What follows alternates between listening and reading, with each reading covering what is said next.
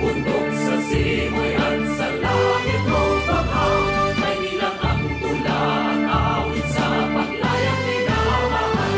Ang kisap ng watawat mo'y tagumpay na nagdidinig, ang bituin at araw niya kailan pa may magdidilim. Lupa ng araw ng buwan, aming pagsinta, buhay langit sa atin mo.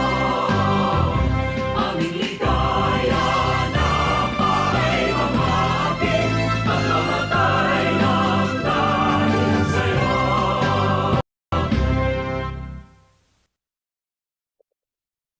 Good morning again, everyone, and welcome to the Simeo Innotech webinar on navigating key issues on technology and education in Southeast Asia. We are very happy that you are here with us today as we understand and talk about key issues in using technology for education. We have participants tuning in via Zoom and Facebook and YouTube Live. I'm Kay Fernandez, and I will be your host this morning. Simeo Innotech, in collaboration with Simeo Secretariat, organized this webinar to contribute to the development of the Global Education Monitoring, or GEM report, for 2023. We aim to craft a thematic background paper of the report that explores various countries' experiences, including challenges they faced in harnessing technology in delivering education. We cannot discount how much technology has become embedded in our day to day lives, especially during the pandemic. So many things have changed even in how we teach and learn. This morning, we will discover how different countries in the region have utilized or adapted technology in education during or even long before the pandemic. We will listen to experts regarding the challenges their countries faced and how these were addressed. Hopefully, we will learn or we will be able to gain insights on how we can take part and help in handling challenges and making the most of technology for better experiences among our learners and, of course, improving learning outcomes. We encourage everyone to actively participate in this event. So, are you ready to begin this new learning session? If you are, please click the react emoji or emoticon that reflects how you're feeling in any of the platforms that you're using today. Okay, so we have a few here. Do we? All right, great. So to formally begin the webinar, let us hear the welcome remarks to be given by Dr. Kamaleswaran Jayaraha, Research Evaluation and Assessment Specialist from the CIMEO Secretariat.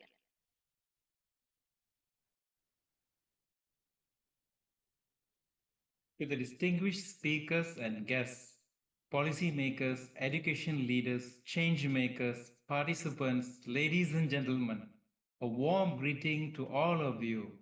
Magandang umaga po. It is certainly a proud moment for me to be part of this brainstorming discussion on navigating key issues on technology and education in Southeast Asia. I'm certainly honored to be here with all of you to represent our Senior Secretariat Director, Dr. Ethel Agnes Pascua Valenzuela, to deliver the opening remarks as we convene this timely webinar. On behalf of Dr. Ethel, I would love to thank the Honorable Professor Brionis and Simeo Innotech for the dedication, determination, devotion in forging on to deliver our goals in Simeo through relevant and timely implementation of programs and initiatives for our beloved region, the Southeast Asia.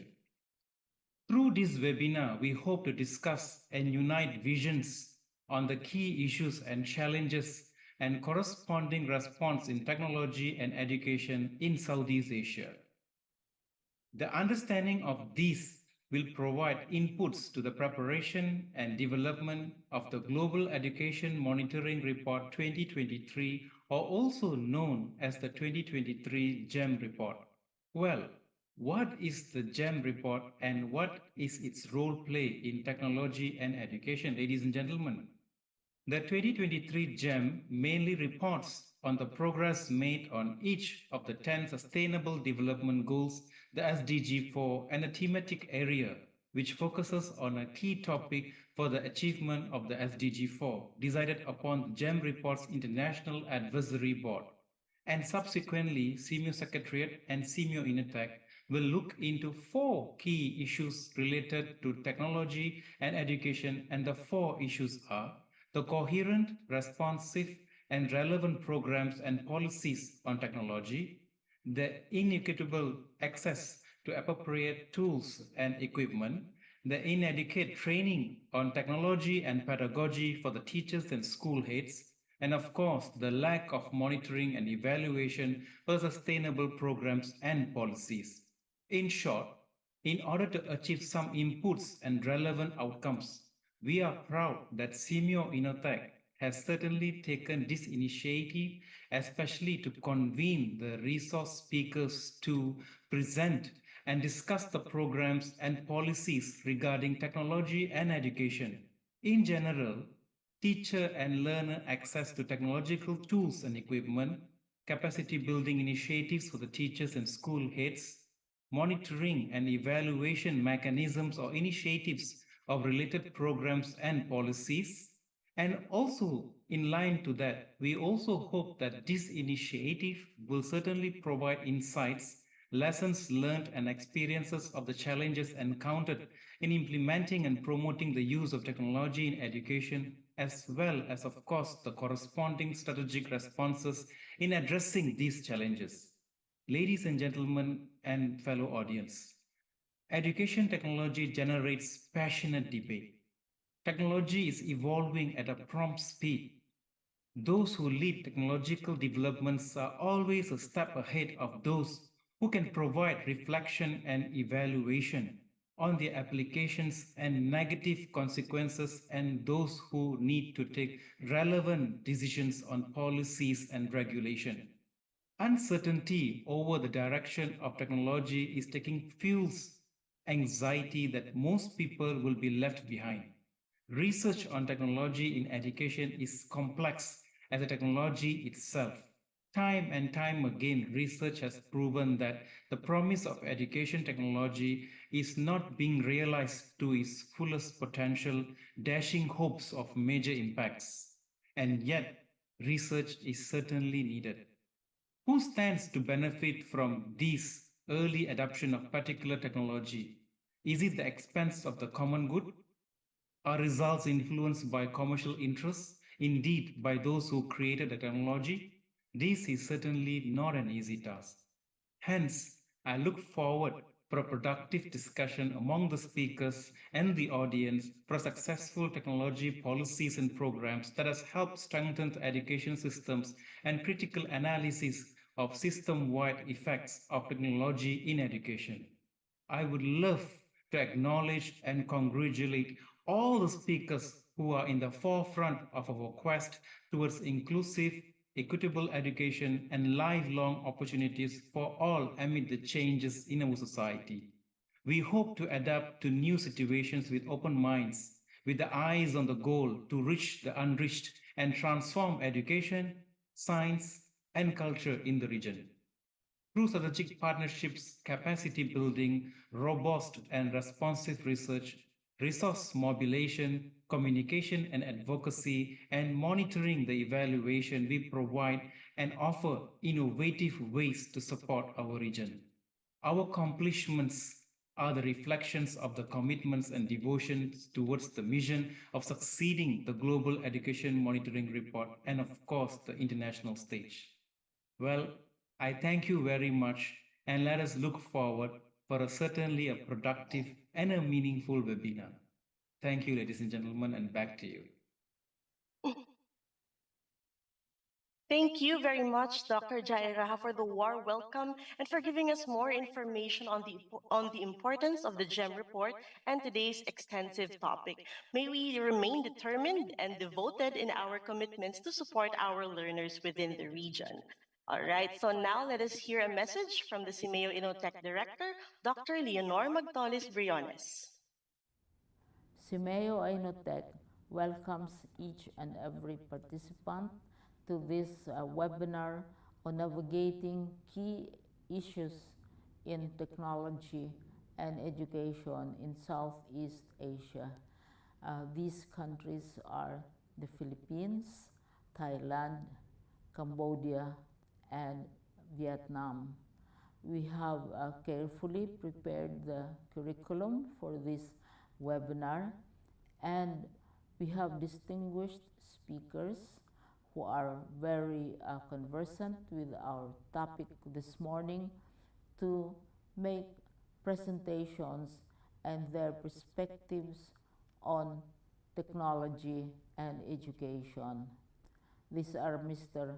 Fel Pierron, Deputy Director of the Department of IT of the Ministry of Education, Youth and Sports in Cambodia, Dr. Laila Ariola, Director of the Bureau of Learning Delivery, Department of Education of the Philippines, Dr. Sita Yemcontaborn, Associate Professor of the School of Educational Studies, Sukhothai Thammathirat Open University in Thailand, and Dr. Lee An Vin, Director General of the Vietnam Institute of Educational Sciences in Vietnam.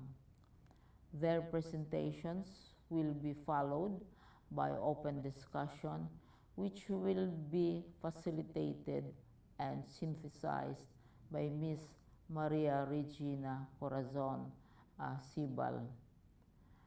I hope you find the seminar educational, not only educational but also inspiring and exciting as we consider key issues on technology and education, which the various countries or each of the four countries will be sharing with the participants.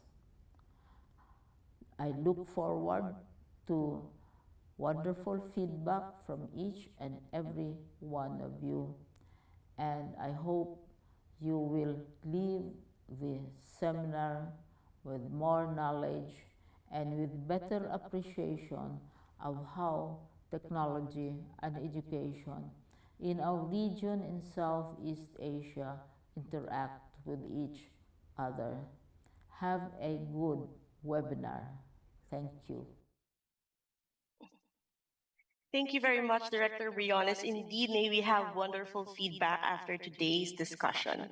So to give us a short overview of this webinar, let us welcome Dr. Shirlene Almonte Acosta, Senior Specialist of Simeo Inotech. Ma'am? Yes, thank you, and good morning, everyone.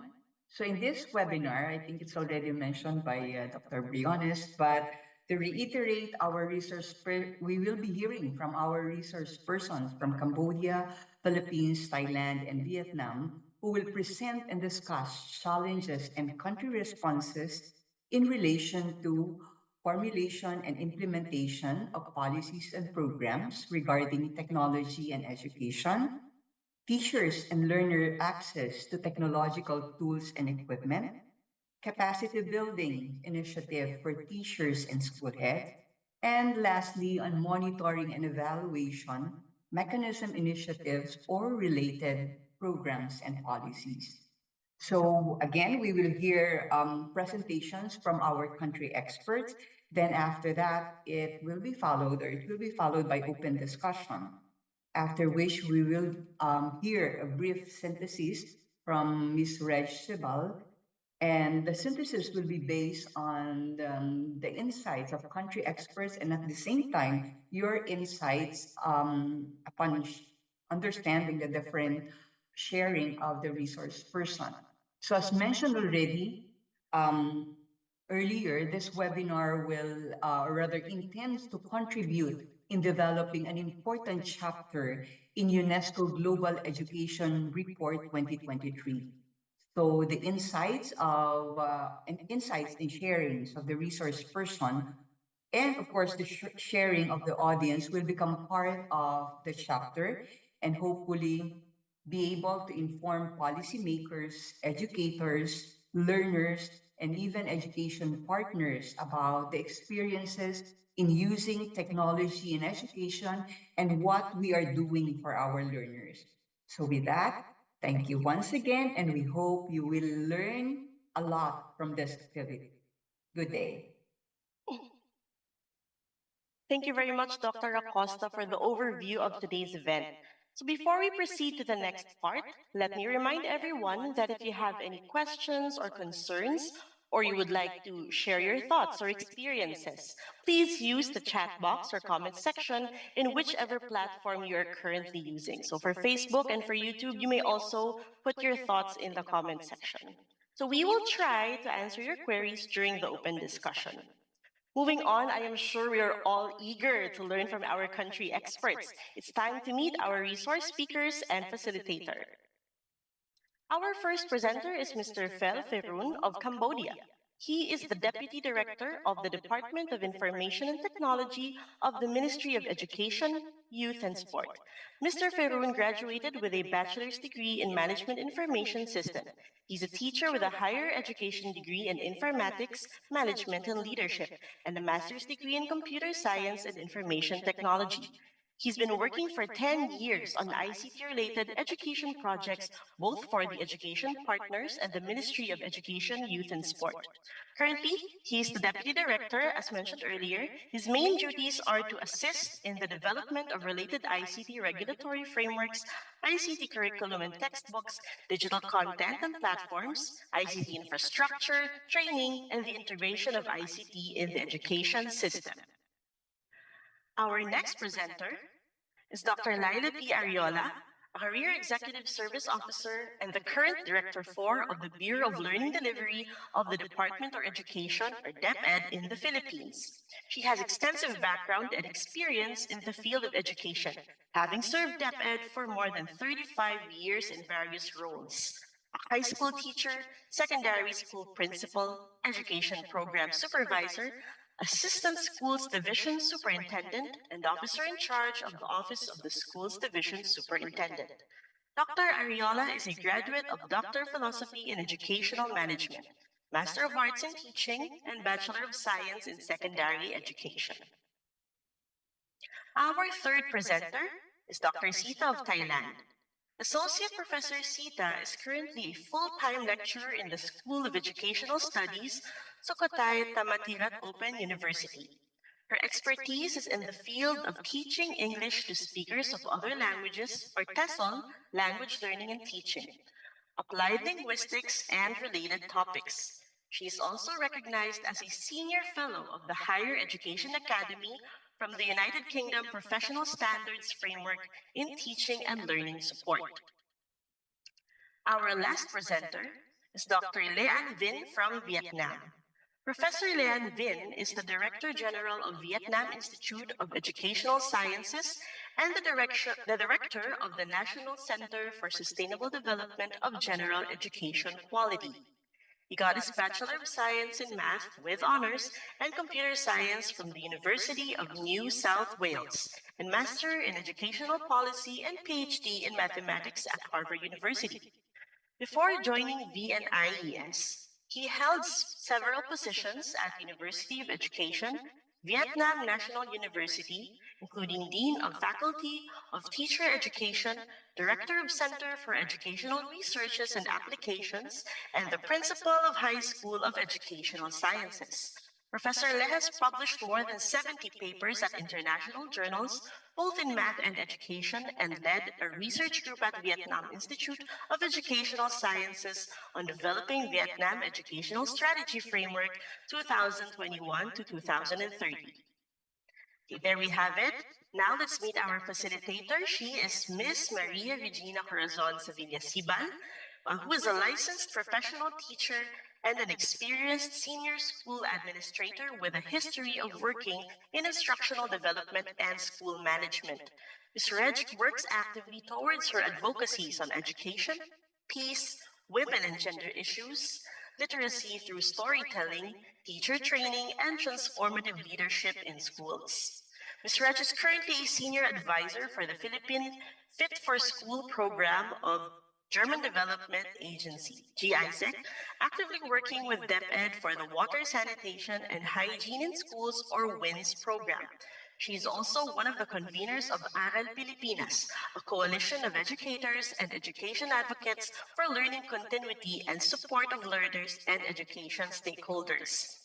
I will now turn you over to our discussion facilitator. Good morning, Ms. Hibal.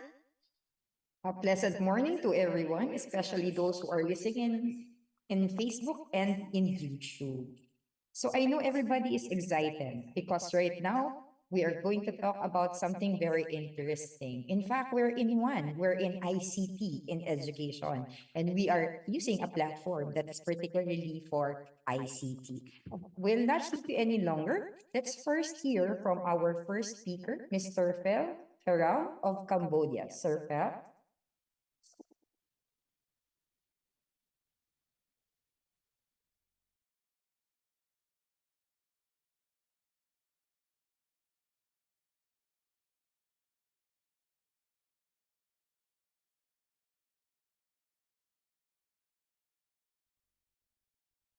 While Mr. Phil is setting up, let's Yes, try to. yes. Yes, you ready now? Yes, I am here.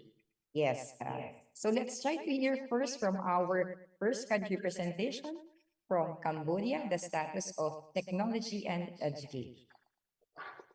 Okay, thank you, Ms.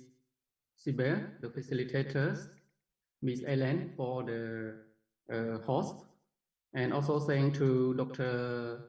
Kamales for the introduction, Dr. Leonor for the introduction of the workshop as well. My name is Per Piron. I am from Cambodia. I work for the Department of Information Technology, the Ministry of Education, Youth and Sport.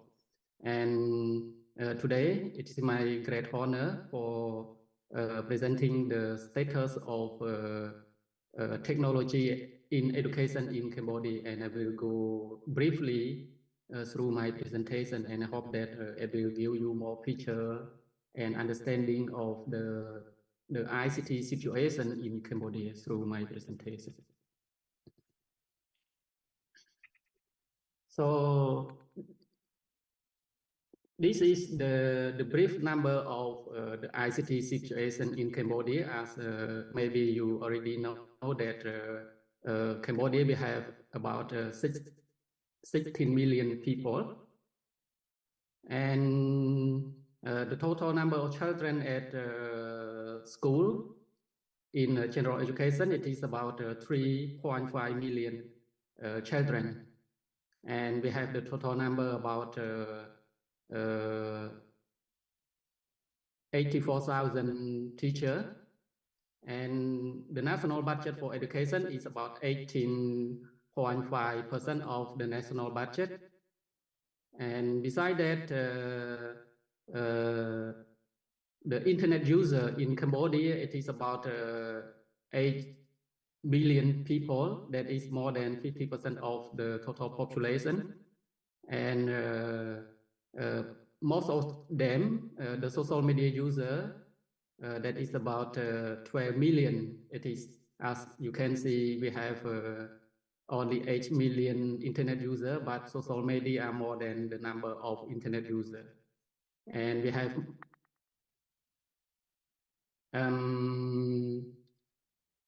more than 21 million mobile connections. That maybe some people they use 1 or 2 or 3 connections like that. That is the number more than our population.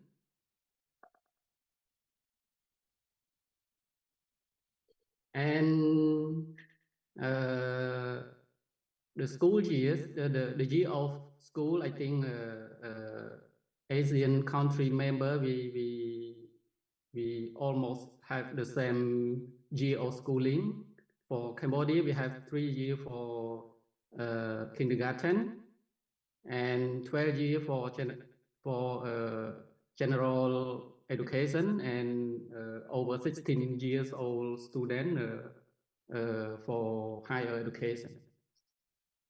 Regarding to the policy and framework related to technology, we have introduced the technology so far since 2004, and following by many policy, as you can see 2009, 2014, 2016. That is that are the policy that related to ICT in the country and ICT in education.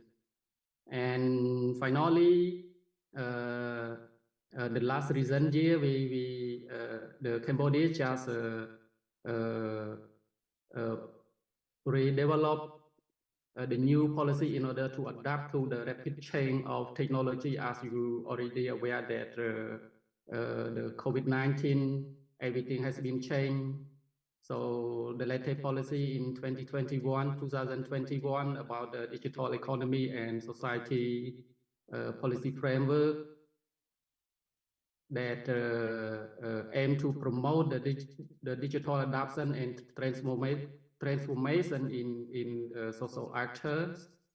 And the latest one, it is about the digital government policies that just adopted in 2022. And currently, the Ministry of Education Cambodia is working to develop another policy on digital education as well in order to align to our government policy. So we have many policy and guidelines adopted in education, but actually right now we still have no specific budget in order to spend on the ICT at the school level. That is the main challenge as well. We have the guideline, the policy on the paper, but the budget in order to implement the activity, we doesn't have a specific budget line to implement those activities. For general education, Cambodia has integrated ICT from grade 4 to grade 12. It means that all students nationwide they study the ICT subject from grade 4 to grade 12 for the school that have ICT facility. Anyway, even we have the curriculum out there, we have integrated from grade 4 to grade 12, but in the real practice, you know, the main challenge is there to develop the textbook because we need more time to develop and to do piloting in order to before we publish the textbook nationwide, so that up to now we have only 2 levels of ICT textbook that are distributed to the school. That is for grade 11 and grade 12, and beside that they are still under the development. And as I already mentioned that we work so hard to introduce the technology, including the general education and the other work to develop the textbook for students that allow them to learn computer. But you know, in the real practice, we are lack of you know, to teach the computer subject. We need the ICT facility like computer lab, like the ICT teacher in order to run the ICT subject. But up to now, as the report from the Ministry of Education, we have only 6% of the school that have computer lab in the country. So less than 10% that are able to run the ICT subject, even we have everything on the paper. And another thing is that, you know, to use the ICT, students not only learn the technical skill, but we also want to introduce ICT in the other subject as well. It means that we use ICT in order to learn, to assist learning the other subject. But that kind of integration are still limited. And as I already mentioned that we need a teacher, we need a qualified teacher that already aware with the ICT and also know how to integrate ICT in pedagogy, but the level of providing training at pre-service teacher are still limited. So that is what we have to work more. Regarding to the ICT infrastructure, we just have a small number of schools that have a computer lab, as I show you on the presentation, and approximately around 6.17% of the school that have the computer classroom for teaching. That is not include, not refer to the school that have computer for using for administration purpose. But this is the school that have a computer classroom for teaching students. So this is really a small number. And Cambodia, we also try the new intervention of using the tablet in order to assist teaching the STEM subject at all levels. And besides that, we also focus on developing the digital content, especially during the COVID-19 that as we know, we suddenly closed the school and all students and teachers are not able to access to the school, so that we try many possibilities that include the development of digital content in order to allow students are able to learn even the school has been closed. So we have worked so hard, and as a result, about almost 5,000 video-based teaching that align to the school curricula has been produced and disseminated to students nationwide at all channels, all possible channels like the TV channel, social media, as well as the digital copy to students. That is what we have worked in order to tackle the challenges during COVID-19. And Cambodia, we also focus on developing the management information system in order to manage, in order to make the information accessible from online. But in this area, the difficulty is that some systems are not connected to each other. That it's hard to consolidate the data for decision making. And as we already have a lot of digital material, in the meantime, the Ministry of Education also develop, also produce the mean of dissemination of our material. That is include developing the digital portal, like you can see on the screen. That is the portal that we post our digital material, and student teacher can access to learn or download to learn further besides attending the school, besides accessing the school. And we also work with the other government agency like Ministry of Information, Ministry of Post and Telecommunication to like during COVID-19, we established a special TV channel to relay our educational resources to students as in Cambodia. TV channel are very popular, and more than 90% of the people can access to the TV program. So we also use this mean to relay our information and teaching material. And during that, we also, the Ministry of Education also established Center for Digital and Distance Education that purpose to collect all the educational data, to produce the digital content, and to play a role as the platform for sharing the educational resources. This is established during the COVID-19 as well in response to that challenges. And recently, with the cooperation with what we call EBS Korea, which has initiated a new project called Educational Broadcasting Network Cambodia that aim to produce educational content and broadcast through the television network, online, and the other platform as much as possible. This project supported by the government of Korea.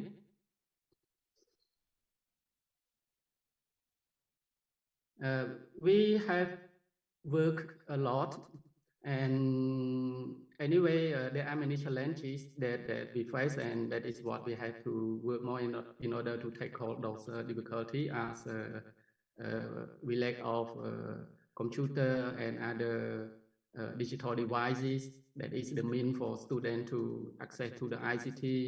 We have the poor internet connection because normally 4G or 3G or 4G are available at the urban or city, but at the rural area are not accessible, and most students rather access online, want to access online rather than watching the TV, so that we need more digital resources.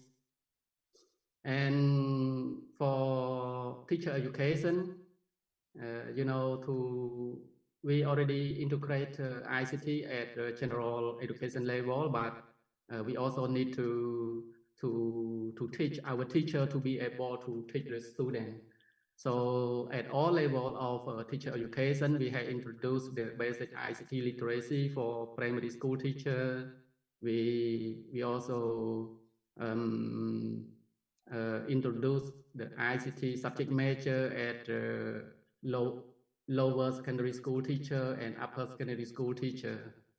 And we can assume that all the new graduated teachers are well equipped with at least basic ICT skill and the skill for teaching ICT at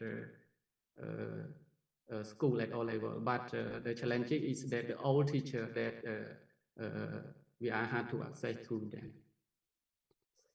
And so for the in-service teacher, I can say for the old teacher, we have designed some specific course to train them that approximately we already train our teacher more than 13% of all teacher on the use of ICT. Anyway, for the pre-service teacher and in-service teacher, we still noted that they still have little ICT knowledge. A small number of teachers that use after training. We still have a small number of teachers that use ICT to assist teaching. We don't have enough ICT staff to manage the infrastructure that we already invested at the school level. And besides that, we have worked with development partners like UNESCO, UNICEF, ADB, World Bank, JICA, and COICA to implement the specific project that, we, as I already mentioned, that we don't have the specific budget line to support our activities, so that what we can do is to work with the partner in order to run the specific project. And we have many projects so far. And for the future plan, the Ministry of Education envision to develop the digital policy, the policy on digital education that will be adopted by this year. And another priority is that we try to provide the accessibility to students, including hardware and software, digital content and portal. that to reduce the gap of accessing to digital education. And another thing is that we have to make sure that our children, our citizens are well aware with the use of technology in the new era, in the digital age. And we have to work as well to motivate our young learners, because the world are moving to digital, to AI, so that we need our children, our young children, to get involved in STEM, in ICT, that to prepare them to be well aware with the adoption of the new digital age, and also to digitize our manual work to digital, in order to be easy to collect data, to consolidate data for supporting the decision maker, the decision making of our leader, that is the future plan that we focus. And thank you for your attention, and I hope that this short presentation will give you a better understanding of the ICT situation in Cambodia, and I am happy to discuss further about this area among the country and as well as the participants. Thank you. Thank you very much, Dr. Pearl. It's very inspiring how Cambodia has moved in such progress since 2004 up to the present time. And you have mentioned that there are so many challenges that you are still trying to address and continue to address until the future. And we'll hear more from you, sir, and with the Cambodian integration of ICT and education. But for now, let's continue to our next speaker. We now call on Dr. Laila Ariola of the Department of Education in the Philippines to talk about what's happening now in the ICT in education. Dr. Ariola? Thank you very much. Good morning to everyone in attendance at this webinar entitled Technology and Education Navigating Key Issues and Challenges in Southeast Asia. I convey my profound gratitude to CIMEO Inotech for making me and the Department of Education part of this webinar. The education landscape has undergone a monumental change. Numerous changes that had been occurring for some time accelerated in response to the pandemic. Increased awareness and appreciation for schools can serve as the foundation for new public education, one that transforms the idea of schooling. Education policy makers now view adopting and using information and communication technologies in schools as a key opportunity. So we are drawn to the idea that ICT can boost student performance, expand education or access to education, increase efficiency and cut costs, improve students' learning and encourage lifelong learning, and get them ready for a globally competitive workforce. However, several issues and challenges arise when making substantial investments in ICT. So this morning, I shall endeavor to present to you these issues and challenges confronting Philippine basic education in its journey to the digitization and how we commit to providing solutions to these challenges. I will begin my presentation by describing the context of Philippine education in terms of enrollment and the availability of technological infrastructure in schools, followed by the policies and programs implemented in technology and education. Then I will discuss the Department of Education's challenges, lessons learned, and actions taken to ensure the continuity and improvement of ICT in schools. Finally, I will share the department's future plans on technology and education based on the 4-point agenda spearheaded by the Vice President of the Republic of the Philippines and Deputy Secretary Sara Duterte. The 4-point agenda matatag is the new direction of the agency and stakeholders in resolving the basic education challenges. So, the Department of Education has a total of 28 million 300, or let me say it again, 28,033,530 for school year 2022-2023 from kindergarten to grade 12, and that includes our alternative learning system learners. Of this number, 27 million are enrolled in the 60,429 schools that provide basic education, and this includes also the Philippine schools overseas. Of the 60,429 schools, more than 80% have functional computers. All teachers and our learners have access to Microsoft Office 365 in order to enhance blended learning across all schools, and that computer units were delivered to schools for academic and administrative purposes. The present administration, as highlighted in the Basic Education Report, vows to produce or to provide e-classroom packages to meet the school's ICT requirements and advancement, and it will continue to provide technology tools for learning in our schools. Along with investing in digital tools, the Department of Education has already made investments actually in school connectivity to effectively run its various cloud-based systems. The ongoing improvement of the technology infrastructure will respond to the educational needs of various school settings and equip our learners and teachers to meet the escalating demands and challenges of the fast-paced technology or technological revolution. Along with teacher and school heads training, DepEd ensured that teachers and school heads are given the necessary training in emerging technologies, innovation, and digitization, as these were the requirements while our learners were actually learning from home when they were on distance learning during the pandemic.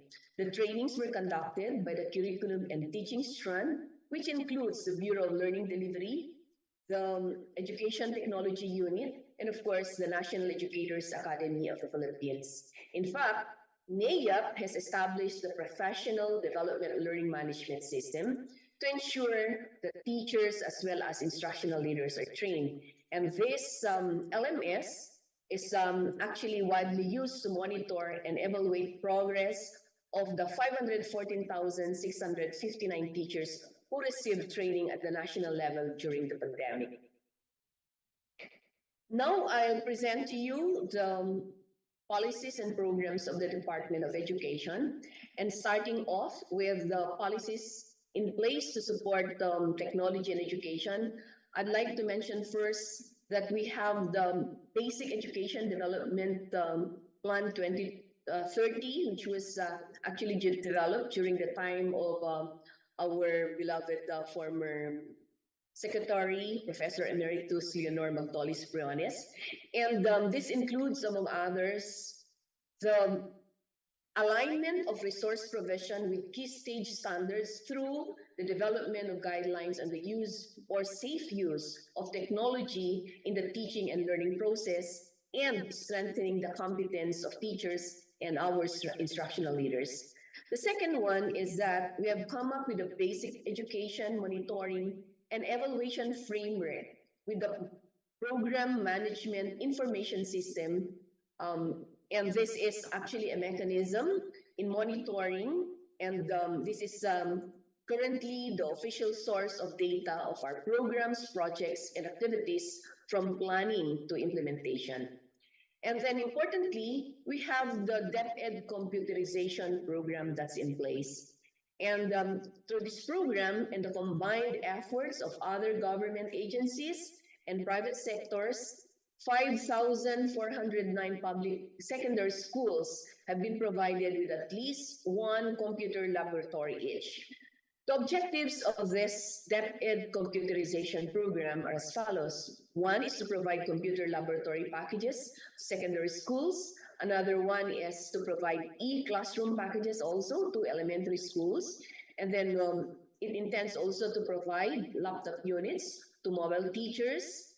And then, of course, the integration of ICT in the school system, raising the ICT literacy of our learners, teachers and that of our school heads. And it intends also to reduce the computer backlog in our public schools. We also have DepEd Order number 21 series of 2019. And this policy stipulates that the K to 12 graduate is a holistically developed Filipino who has built foundations for learning through life and is equipped with information, media and technology skills, learning and innovation skills, life and career skills, and communication skills necessary to tackle the challenges and take advantage of the opportunities of the 21st century skills or 21st century. Additionally, I'd like to mention that one of the K to 12 curriculum's features is integrating information and communication technology competencies into the curriculum to equip our learners with skills that's going to enable them to cope with the technological demands of our time. And then we have DepEd Order number 42, series of 2017, and this policy sets out clear expectations of teachers through the Philippine Professional Standards for Teachers, where the teacher is expected to exhibit the needed skills in the use of communication strategies, teaching strategies, and technologies to promote high quality learning outcomes. And let me mention that positive use of ICT forms part of Domain 1 of the PPST. And just recently, the Vice President of the Philippines and Secretary of the Department of Education launched the 4-point agenda of the present administration, and I'm going to dwell later on this 4-point agenda of the present administration. As part of the continuous development, DepEd has also developed different systems to ensure transformative learning and reliable access for teachers and learners. We have launched the National Education Portal to ensure equity, access, reliability, and a secure environment. We also have the eBEIS, a web-based management information system that aims to improve the collection of data from the schools and field. And then we have the learner information system. It's actually an innovative tool to manage information with the aim of promoting transparency, informed decision making, and empowerment at different levels of the organization. We also have the Learning Research Portal, which serves as a repository of learning tools to augment instruction and provide additional teaching and learning materials for intervention. It's going to have accessibility features and system automation that will lessen human intervention. The DepEd Commons was also put in place, especially when our learners were learning from home. And this is actually an online platform for public school teachers to support distance learning delivery modalities. It was designed as a direct solution to give access to online review materials and open educational resources during class suspension and other similar circumstances. And just recently, we also have established the eSaliksik, and this is a research portal. And we call this as the central repository for education research in the Department of Education, and this is to aid evidence-based actions and encourage the conduct and use of research from school to the national level through sharing of knowledge. Where are these programs leading basic education? Does this mean the school as a physical location is no longer necessary? Certainly not. The school's physical space as the primary locus of learning continues to be a central feature of the formal education. The COVID-19 pandemic actually reaffirmed the critical role of schools as social service centers. So for our challenges, I'd like to say that while we remain committed in investing in the future of our learners through ICT, there are numerous challenges that come along the way, and these challenges have repeatedly tested DepEd's resolve, readiness, and stability.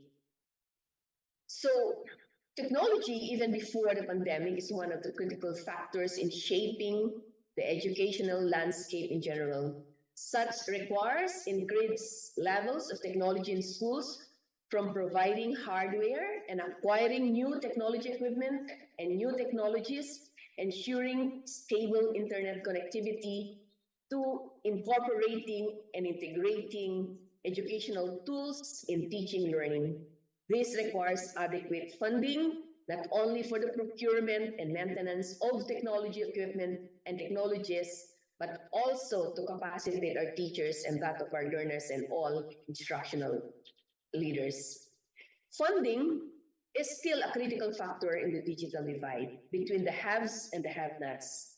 Those with subscription-based software are of an advantage compared to those using the premium version, which lacks helpful features for more engagement and learning. Of course, privacy and security is also another concern.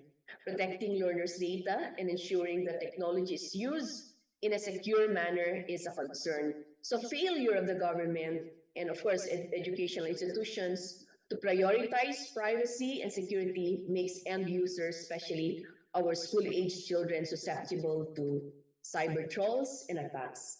And we've been hearing reports about identity theft or information phishing, and that employees whose accounts are even tied with their mobile banking and virtual assets are at risk. So it's always an advantage, actually, if the device used should have protected hardware that will ensure the safety of its end users in the cyberspace. And then the fourth one is keeping up with um, the changing technology. Reality tells us that it's indeed difficult to advance at the same pace as technology does. So the rapid change of technology challenges actually institutions to continually review and update their policies and programs to remain relevant and effective. And lastly, it can be challenging actually to measure the effectiveness of technology in education and determine if it positively impacts student learning. So effective classroom technology implementation requires careful planning and coordination among educators, administrators, and that of the technology staff.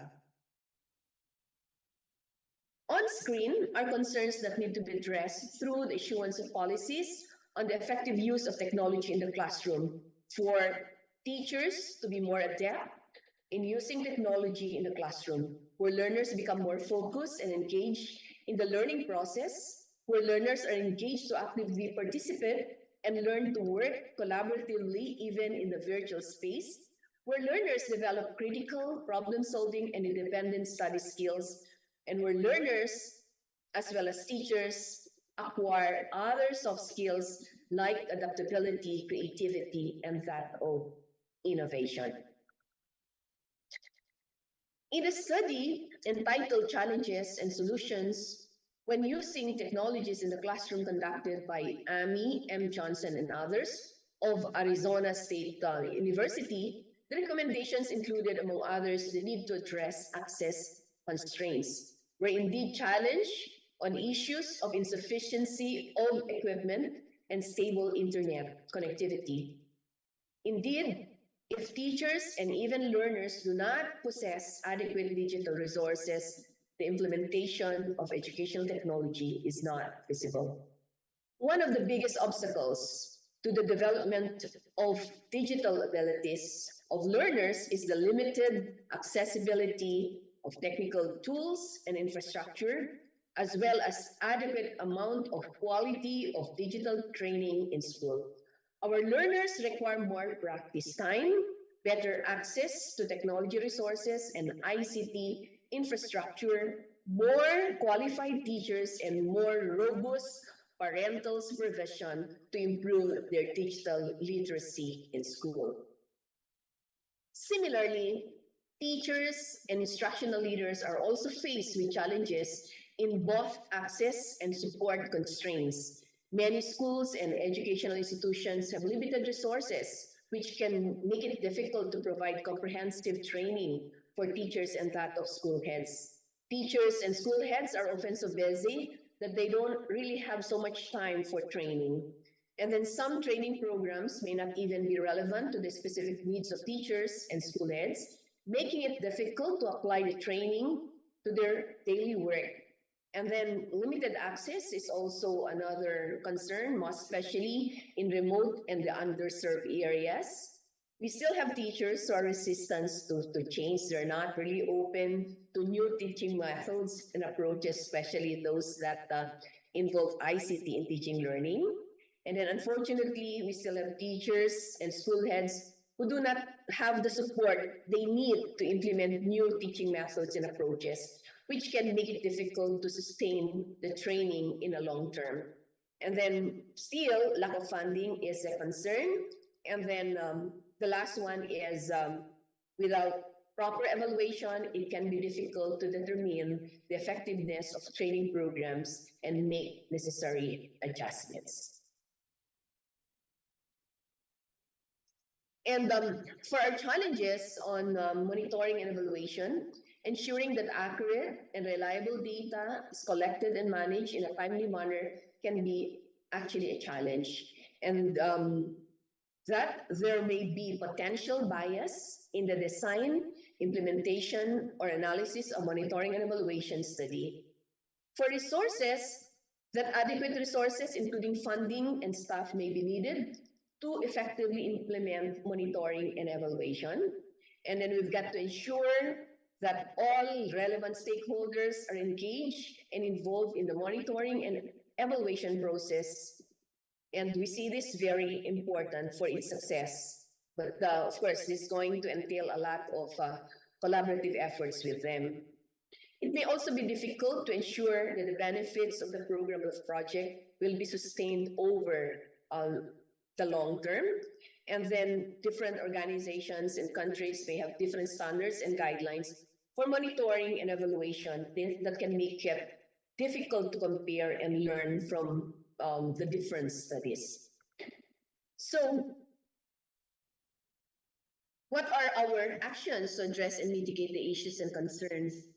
So, I have mentioned earlier about the many policies that are already in place in the Department of Education, one of which is the adoption of the Basic Education Plan, the adoption of the Basic Education Monitoring and Evaluation Framework, and other basic education policies like the policy guidelines on the K-12 Basic Education Program, and of course, the adoption of the implementation of the professional standards for teachers.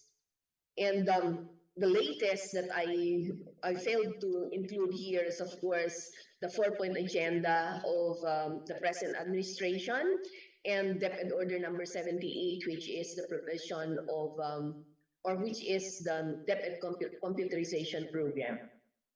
And then for digital structure, through the DepEd's computerization program, the public schools are provided with appropriate information and communication technologies packages to support the teaching learning process. As presented earlier, 80% of our schools have functional computers other than the tablets procured in support to distance learning while the learners were learning from home. Or at the time when we were implementing distance learning. And then we also have LGUs and some external partners that provided gadgets also to our learners. And I have to mention that the present administration continues to provide classroom packages to meet the school's ICT requirements and advancement. For human infrastructure, the letter T in KITE of Sulong Educalidad, launched during the administration of former DepEd Secretary, Professor Emeritus Leonor Magtolis Briones, stands for Teachers Upskilling and Reskilling. Amid the pandemic, we were able to continuously upskill and reskill our teachers, education leaders on the use of technology in the classroom. The development of soft skills was one of the few gains that we had during the pandemic. ICT competencies also and skills are part of the curriculum just like Cambodia earlier, in grade 4 to grade 12, and ICT is integrated across learning in the teaching and learning process, and we will continue to strengthen partnerships, participation, involvement of stakeholders, and that of community members and parents. And the last one is on logistical and administrative systems. The Department of Education continues to enhance learning platforms to support the teaching and learning process. So as I mentioned earlier already about the National Education Portal that we're coming up, and that the Bureau of Learning Delivery specifically is taking the lead, particularly for the learning management system. And then we also have the learning resource portal. And then we also have the learners information system. This is an online facility that provides the registration of learners, which aims to promote transparency, informed decision making, and empowerment at the different levels of the organization, and the enterprise human resource information system. It's an automation and simplification of human resource systems and processes. And let me mention also the professional development learning management system, that's of which the NAEAP, or the National Educators Academy of the Philippines, is in charge.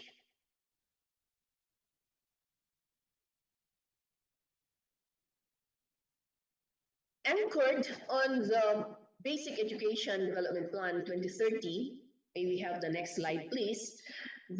Thank you. The 4-point agenda encapsulated through the word matatag, focusing on the Philippine basic education's aim to ensure the delivery of high quality, resilient, and accessible education for all, was introduced under the direction of our Vice President of the Republic of the Philippines and Secretary Sara Duterte, and this will serve as the fundamental premise for how the various levels of governance in depth and adopt these changes and guarantee the realization of a competitive Philippine basic education. So the journey of, or should I say, the journey to ICT basic education shall be guided by this 4-point agenda. So from the matatag, we can anticipate an increase in hybrid forms of teaching and learning taking place in a variety of spaces, both inside and outside the school, at a variety of time, both synchronous and asynchronous, and utilizing a variety of means and methods, among others, individual study, group work, one-on-one meetings with teachers, research projects, citizen science, community service, and performance. And these are the directions we must take, both in light of a broader global changes and in light of everything we have learned during the pandemic. While the school space remains fundamental, it must be transformed and augmented by a much larger learning space. Understanding this reality can assist us in developing a new social contract for education, one that may look very different from the consolidated school model of the 20th century. It's no longer sufficient to transport our children to school 5 times a day and rely on the ingrained belief that time spent equals learning gain. Instead, we must seek flexible forms and flexible times. Blended learning actually is going to be a real game changer as it opens opportunities to improve the teaching and learning process. Essential processes, including assessments, shall also be digitized, and that the Department of Education is looking forward to the operationalization of the National Education Portal, which will be made available to all education stakeholders. And then, the education agenda also strengthens the implementation of inclusive education as a core principle of the K-12 basic education program. This is going to include the provision of tech-based, accessible learning materials, strengthening mechanisms in safeguarding our learners against all forms of dangers, including cyberbullying, protecting data privacy, and making available digital textbooks in certain learning areas in the senior high school. And finally, to ensure the effective use of technology in teaching learning, teachers as well as learners shall be capacitated to maximize the use of digital learning. And so, to support the matatag agenda of the present administration, we're going to come up with a policy on the safe use of technology in teaching and learning in line with the BEDP 2030. We really have to have a national education technology plan to be developed. And then we have already started actually crafting or developing the ICT for teaching learning framework and standards. And so we hope to finalize this year. And then it shall be ensured also, as I mentioned earlier, that the National Education Portal is going to be in operation within the year, and that teachers and school administrators shall be continuously reskilled and upskilled on the emerging technologies for teaching and that of learning. So it's important to address the issues and challenges related to technology and education, as it can have significant impact on the overall development and growth of the region. Technology has the potential to enhance the quality of education by providing access to technology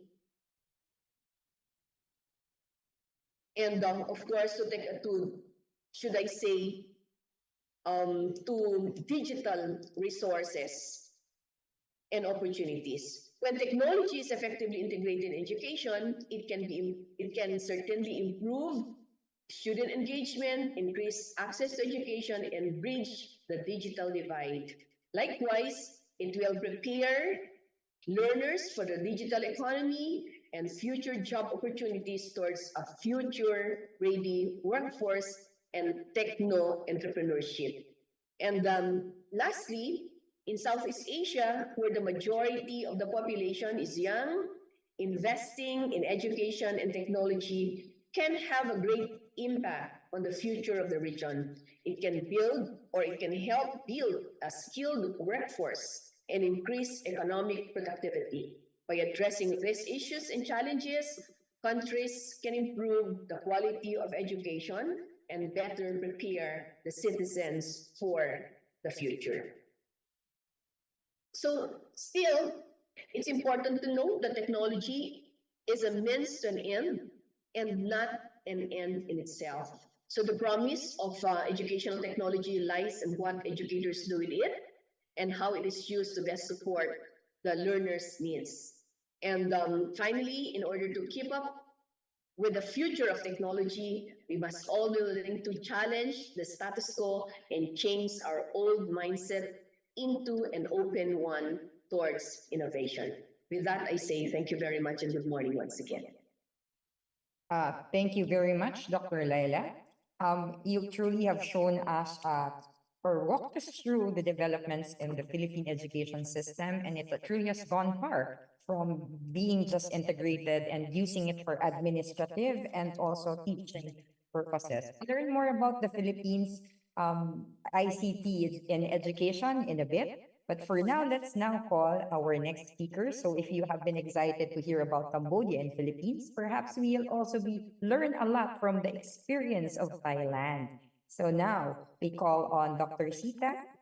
I hope I pronounced her name correctly. Zita Yimkuntitayor of Thailand. Sita? Yes, thank you. And good day all. All right, I'll put some my paper. Okay. So, good morning to you all. And I was really keen to hear from Philippines and Cambodia. That's very wonderful. And first of all, I'd like to say thank you for having me today. And my talk going to be lots for 15 minutes in the outline of introduction of Thailand, and then what we are going to do right now and in the future. So here we go. So first of all, I'd like to talk to you briefly about Thailand. As you know that the population of our country is 65 million approximately, and we have male about 31 and female 33. Okay? And the education system in Thailand, we have formal education system, non-formal education system, informal education, and lifelong learning. All right. And then we also have the statistic of the educational statistics here from June 2022. We have the number of schools, there are 29,000 something. And the number of the classroom is 350, and teachers 409, and students it's 6 million something. Okay, and the educational budget here it's 48 million. All right, it's kind of a brief information that you know briefly about Thailand and education first. Now we move to see about the ICT statistic that we have the data in 2022. Okay, but look at in 2021, we have 52.2 million internet users. So it's 79.3%, and it's gaining 3.6 million per year. Wow, it's very good, huh?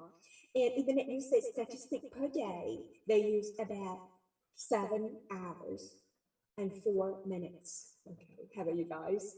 And internet usage statistics for the students. This for a student, one student, they use 8 hours and 57 minutes per day. Wow, for the students as well. And the computer devices, they have the smartphone, 97.07%, a tablet, 19%, and laptop and notebook, 18%. And the main objectives of using the internet. The first one, of course, for communication. The second one for financial service like internet banking and so on, and buying things on Shopee, Lazada online. And then the last one for online learning. Then we can conclude the household with a computer that is 24.6%, and household with internet access is 89.9%, and household with mobile devices it's 96.9%. So I guess in Thailand right now, lots of people have like the computer devices, especially the mobile phone, I guess. There we go. And we can see that internet usage now in Thailand is 87.0%. And people who have mobile devices, it's about 88%. And mobile usage is 95.0%. So now I think you can see the clear picture of our country about the ICT and the equipment device that we use all over the country. But of course, I have to say that there are some rural area that there are some people that cannot connect to the internet access, and they cannot have like mobile phone, or they cannot have the computer properly. That the things that we have to fix in the future. Now we go to what we are going to do right now, or we are doing collectively. First of all, I will show you the national strategy, the digital Thailand plan, the ICT master plan, the MOD digital transformation for education action plan, university school ICT plan, and ICT for school. But you have to keep in mind that the goal in 2037, we need to become a developed country with security, prosperity, and sustainability in accordance with the sufficiency economic philosophy. That's what we need to do. We need to have in 2037. Right now, if we go back like a few years ago, that we had the COVID-19 pandemic spreading all over the world, and of course in Thailand as well. Before that, we of course using the on-site classroom. Um, People go to school, um, teacher school, or sometimes they have like tutoring classes at home or somehow, But during the COVID-19, we have the basic education online, on air, on demand, on hand, and on site. Okay, but at the beginning of the COVID, I think it was going like the online 100%, I guess. And today for the higher education, I think they still using the higher video conferencing, all right, whether it's Zoom's, like we are using right now, Microsoft Teams, Google Meet, and lots of application that they can use for like the meeting and training somehow. Okay, and they are still using it. But after the post-pandemic, all right, after the post-pandemic, this is very interesting because I think right now they use both on-site and online. Okay, that we are calling them the blended learning. Okay, um, for higher education, I think they are still going online 100%, but there are some university that they need to do like the hybrid learning. They sometimes also to come to the university, okay, but for the school, for the basic education, normally what I see right now is on site, but somehow because of their situation like 2.5 air that we are having right now, um, I think they are doing somehow on site and online together in some areas. Okay. And the other thing that we have right now is what we call the distant learning foundation under the Royal Patronage. Okay, this one, the distant learning foundation under the Royal Patronage was founded in 1995 by King Rama IX. The educational policy have led to the origin of His Majesty Initiative of Lifelong Learning, which utilized an efficient means of modern technology at an economical cost. Distance learning help eliminate educational inadequate inequalities, right? Because it provides the same quality of education, learning, and teaching from the same teachers of the same subject at the same time among the participation school. It also helps solve the problems of teacher shortage in an efficient way, since continuously hiring teachers and constructing building are known to be more expensive process. So this one we're still using it, and I think it's kind of fix some problems very in proper way, like shortage of teachers, and we can hire like expert to teach the students, and the student really like it. You can see from the photos here. Okay, this is the Distant Learning Foundation under the Royal Patronage. Okay, then we go to the national strategy and the policy that we have right now. I have to say that first of all, Thailand has created a coherent national strategy allowing policy to enhance the use of ICT in education. And each agency in the government is largely responsible for those policies. I can say a bit later about that.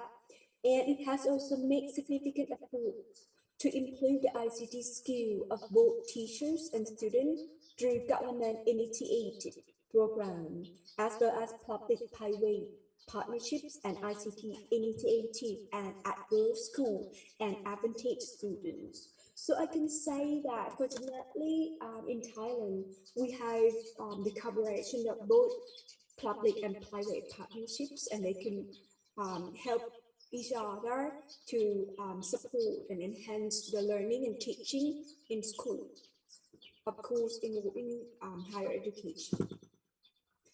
And as you can see from the pictures here, okay, whether it's basic education or higher education, first of all, we have the private sector. We have the CAT, the CAT, the AIS, DTAC, TRIMO, TOT that would like to help. Okay, and we use the internet access from these private section. We also have the Google for Educations here, and we also have Thai MOOC. And last year, they have like 1 million people joining Thai MOOC. That was very, I would like to say congratulations for the ones who create, decide, and collaborate with that Thai MOOC. And there are, a lot of content and courses that I say they are very interesting, and I enjoyed many Thai MOOC courses as well. And we also have here the social media platform here, whether it's Moodle, Forum, Facebook, Twitter, Instagram that they can use. And right now I can say that the most interesting one is TikTok, that I can see that lots of teachers, whether the basic education and university education level, going to use TikTok in the way to like going live, teaching the content, especially the English language ones, as you can see, right? And the Padlet, okay, they can use like lots of teachers use Padlet to communicate and teach the students, and it's very convenient. And we also have video conferencing, as I said, we still have Zoom, okay, and Microsoft Teams and Google Meet, that are things that they use most and a lot in our country. Okay? And for the access to appropriate tools and equipment here, we have the mobile phone at 98.4%, the smartphone at 98.3%, and feature phone it's 5.1%, laptop or desktop at 41.8%, tablet 33%, games console 12.3%, smartwatch 22.2%, TV streaming 8.4%, smart home it's 6.9%, and virtual reality it's 3.0%. So this one is like the statistic that we use nowadays in Thailand. Okay. Then we go to talk about the core competency and training on technology and pedagogy for teacher and school aid. Okay. First of all, if you look at the student first here, okay, the training that they need right now is professional standard and ethic. It's 7 modules, include ICT and digital competency. This is what the student needs, and they are doing it right now to make sure that student or the student in Thailand and the basic education have these 7 modules on professional standard and ethics. And for teachers, the main of training is the first one, of course, is Thai language. The second one, English language. As we can see, that English language is very important, and it's gonna help the teachers find more information from like YouTube, Google, and others primary source as important.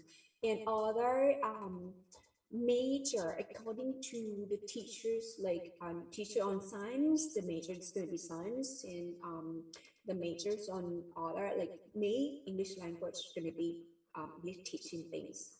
And the main of it for the school aides, they need administrators competency and population and presentation for education report. These one are the core competency that we need to train the group of people as we showing in the picture.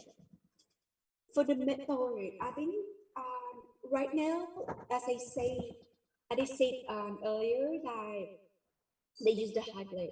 Of course, they try to come back to use on-site, but we can see that sometimes people are in different areas. when they are in the different area, it's going to be convenient to use the mixed method, to use the blended learning altogether.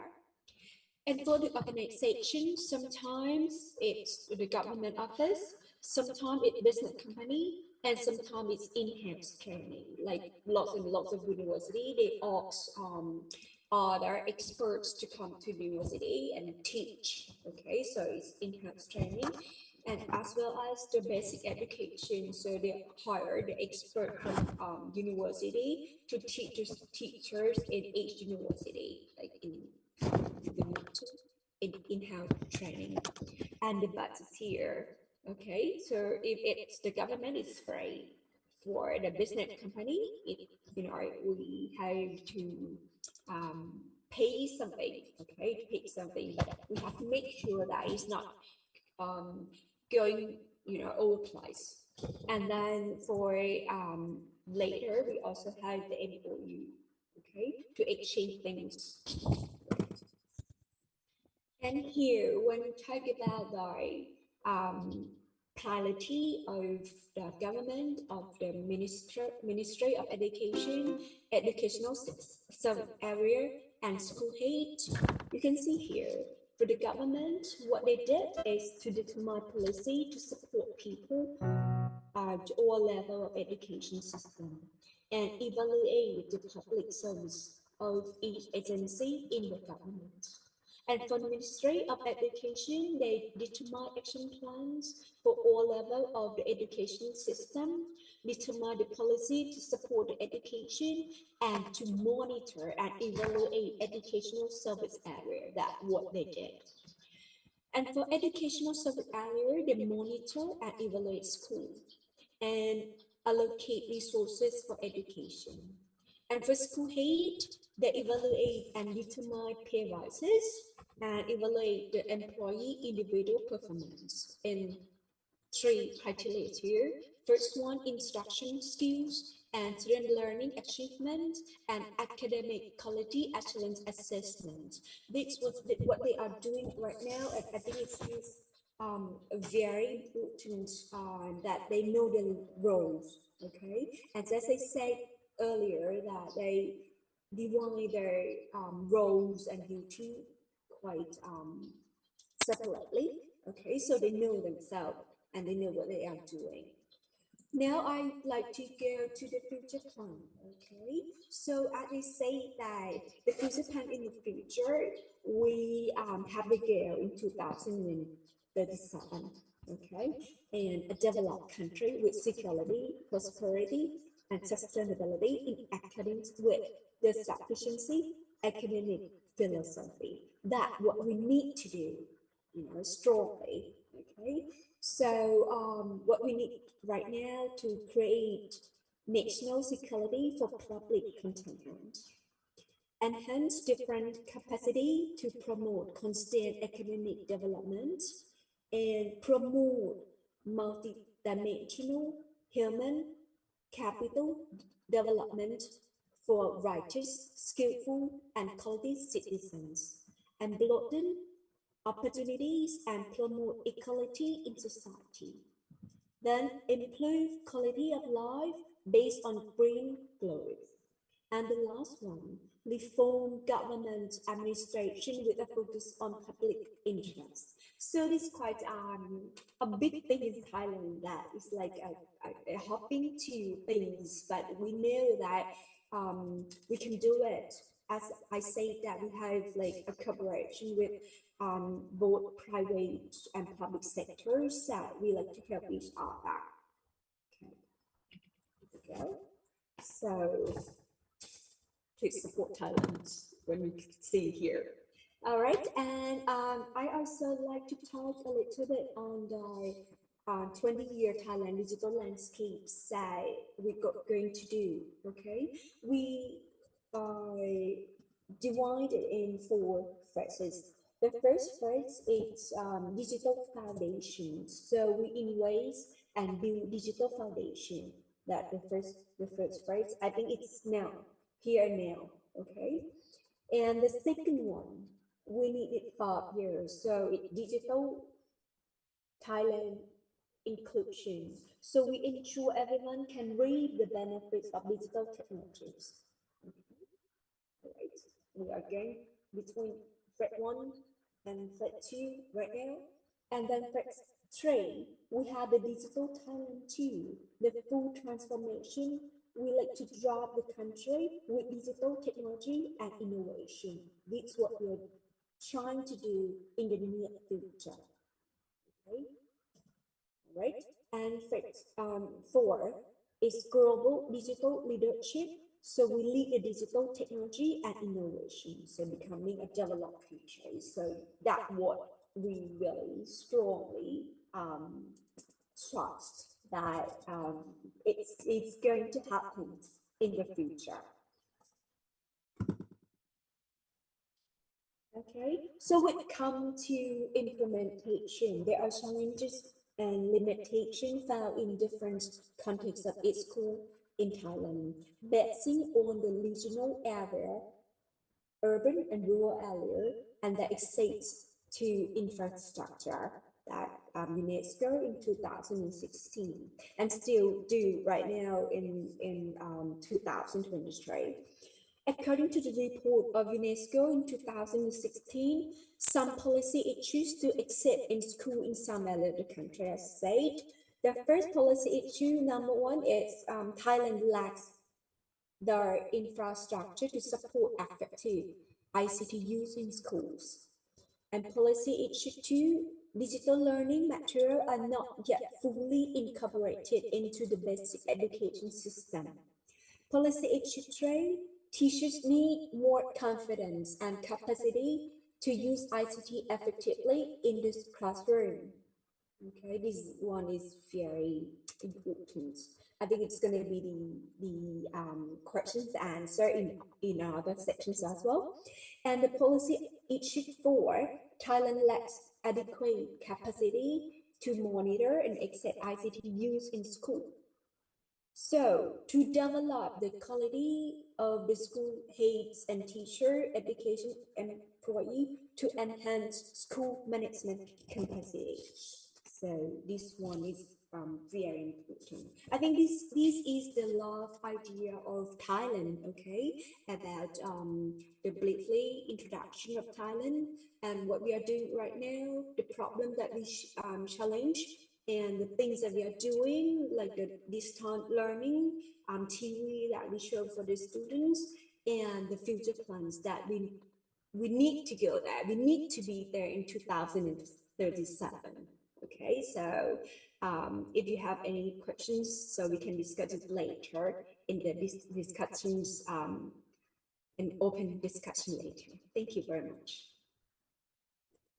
Thank you very much, Dr. Sita. So it's very impressive how Thailand has already constructed its 20-year development plan for technology, and hope we can also touch on that a bit later during our open forum. Now, of course, we have our fourth speaker who's also probably going to impress us also with what are the developments in the ICT and education in Vietnam. So let's now call him. Let's call Dr. Lee and Vin. Dr. Vin. Yeah, thank you. Good morning, everyone. So it's my turn from the presentation about the country case in Vietnam. So I will share the presentation from my side, right? Give me a minute.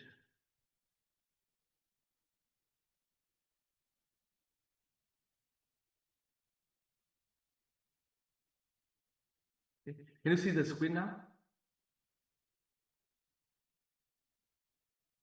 Yes, sir. Yes, sir. We can see the screen. Okay. So in the presentation, I will keep the topic about the key issue and the challenge in the application of technology in education in Vietnam. And the presentation will contain, 3 parts. First one is about the context in Vietnam. The second one will be about the best practice, some of the initiative from Vietnam, especially, during the COVID time. And the third part will be about, the lesson learned and the challenge that we face. We need to, attack I mean, in the near future. Okay, so please let me start with the first part about the country context.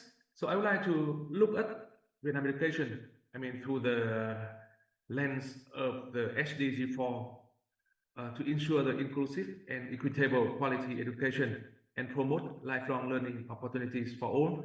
And based on the most recent report for the SDGs in 2020, I mean the midterm reviews by the countries. I mean, when we look at all of the indicators for the SDG 4 for the education, basically we can achieve, I mean, most of the indicators by 2030, except that, I mean, two indicators are, I mean, quite challenge for us. First one is the labor with the skill that are suitable for the labor market. And the second one is the equal access for the vulnerable group of the student. So in this slide, you can see some of the figure, I mean, that we have been achieved in the last 10 years. For example, like we can ensure, I mean, the number of the literature student, and also to ensure about the gross enrollment at the right age for all group of the learner, I mean, for primary, secondary, and high school.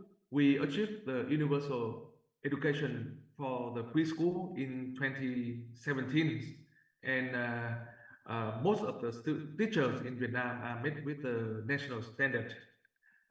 And we also see the increasing in the number of the trained laborers increase from 53% up to 62%, I mean, from 2016 to 2019. So basically, we can say that we can complete the SDG 4, but there's still challenge in improving in the two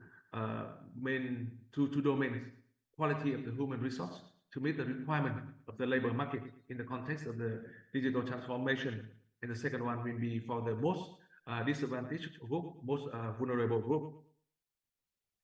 Looking closely at the quality of the labor resource, we can see the increasing trend of the percentage for the trained laborers. However, it's still quite low. I mean, if we're looking at that, I mean, the figure for the countrywide is still 23%, and we can see that there's a gap of the 5 percentage point between the male and the female on the percentage of trained labor. We can see for the male is 25%, and for the female is still 20%. And another numbers should be taken into, I mean, account, and I think it is the thing that we need to really improve in is the 38% of the people aged 15 years old who do not have the basic ICT skill. That number is collected from 2019, and I do think it has been improved in the last 3 years, but it's still a big gap, I mean, to improve that number further. I want to, I mean, echo from other presentation by other countries. When we looking back during the COVID time, we have to say that, I mean, the COVID-19 has a lot of bad impact to our life, but also, I mean, it has some kind of the inner motivation for education to change, to adapt for the education transformation, and a lot of things has been done. But also, we review some of the weakness that we need to improve, I mean, after the pandemic. So in Vietnam, the school has been closed for several times. The first closures happened in from February to May in 2020. It is when we have the first case in Vietnam, and the government is follow the zero COVID policy. So we closed down all of the school in 63 provinces for 3 months. And then the second closure happened from June to October 2020. It only happened in 2 provinces, Da Nang and Quảng Nam. And the third closures in some of the provinces in the north, in Quảng Ninh, Hải Dương, Bắc Ninh, and so on, from October 2020 to April 2021. And the fourth closure is extended for almost 1 year in the big city in Hanoi and Ho Chi Minh City. That's been closed for the preschool level and the primary level and early secondary levels. But I can tell you, I mean, Vietnam follow a very quite different, I mean, strategies and policy compared to other countries. The first phase, we follow the zero COVID policies. We close down everything and try to protect it. And in the second phase, when we quickly move to, I mean, vaccinated, I mean the high percentage of vaccinated, then we can open it up, and it happened for the foreclosures, and the school has been open again from February for high school level, upper middle school, and then I mean fully open for all of the schools starting from April 2020. But like every other countries, I mean, even when the schools are closed, we still continue, I mean, the study. We have three main models for, I mean, distance learning. The first one is online learning, where it can be done like the big city and some of other city. We provide, I mean, the online learning through Zoom, Microsoft Office, Teams, Google Meet, and other platform. We also provide, I mean, an alternative solution learning through the TV with the participant from 3 national education channel and 63 local TV channel. It has been very helpful and so very effective, especially for the first phase of the school closures.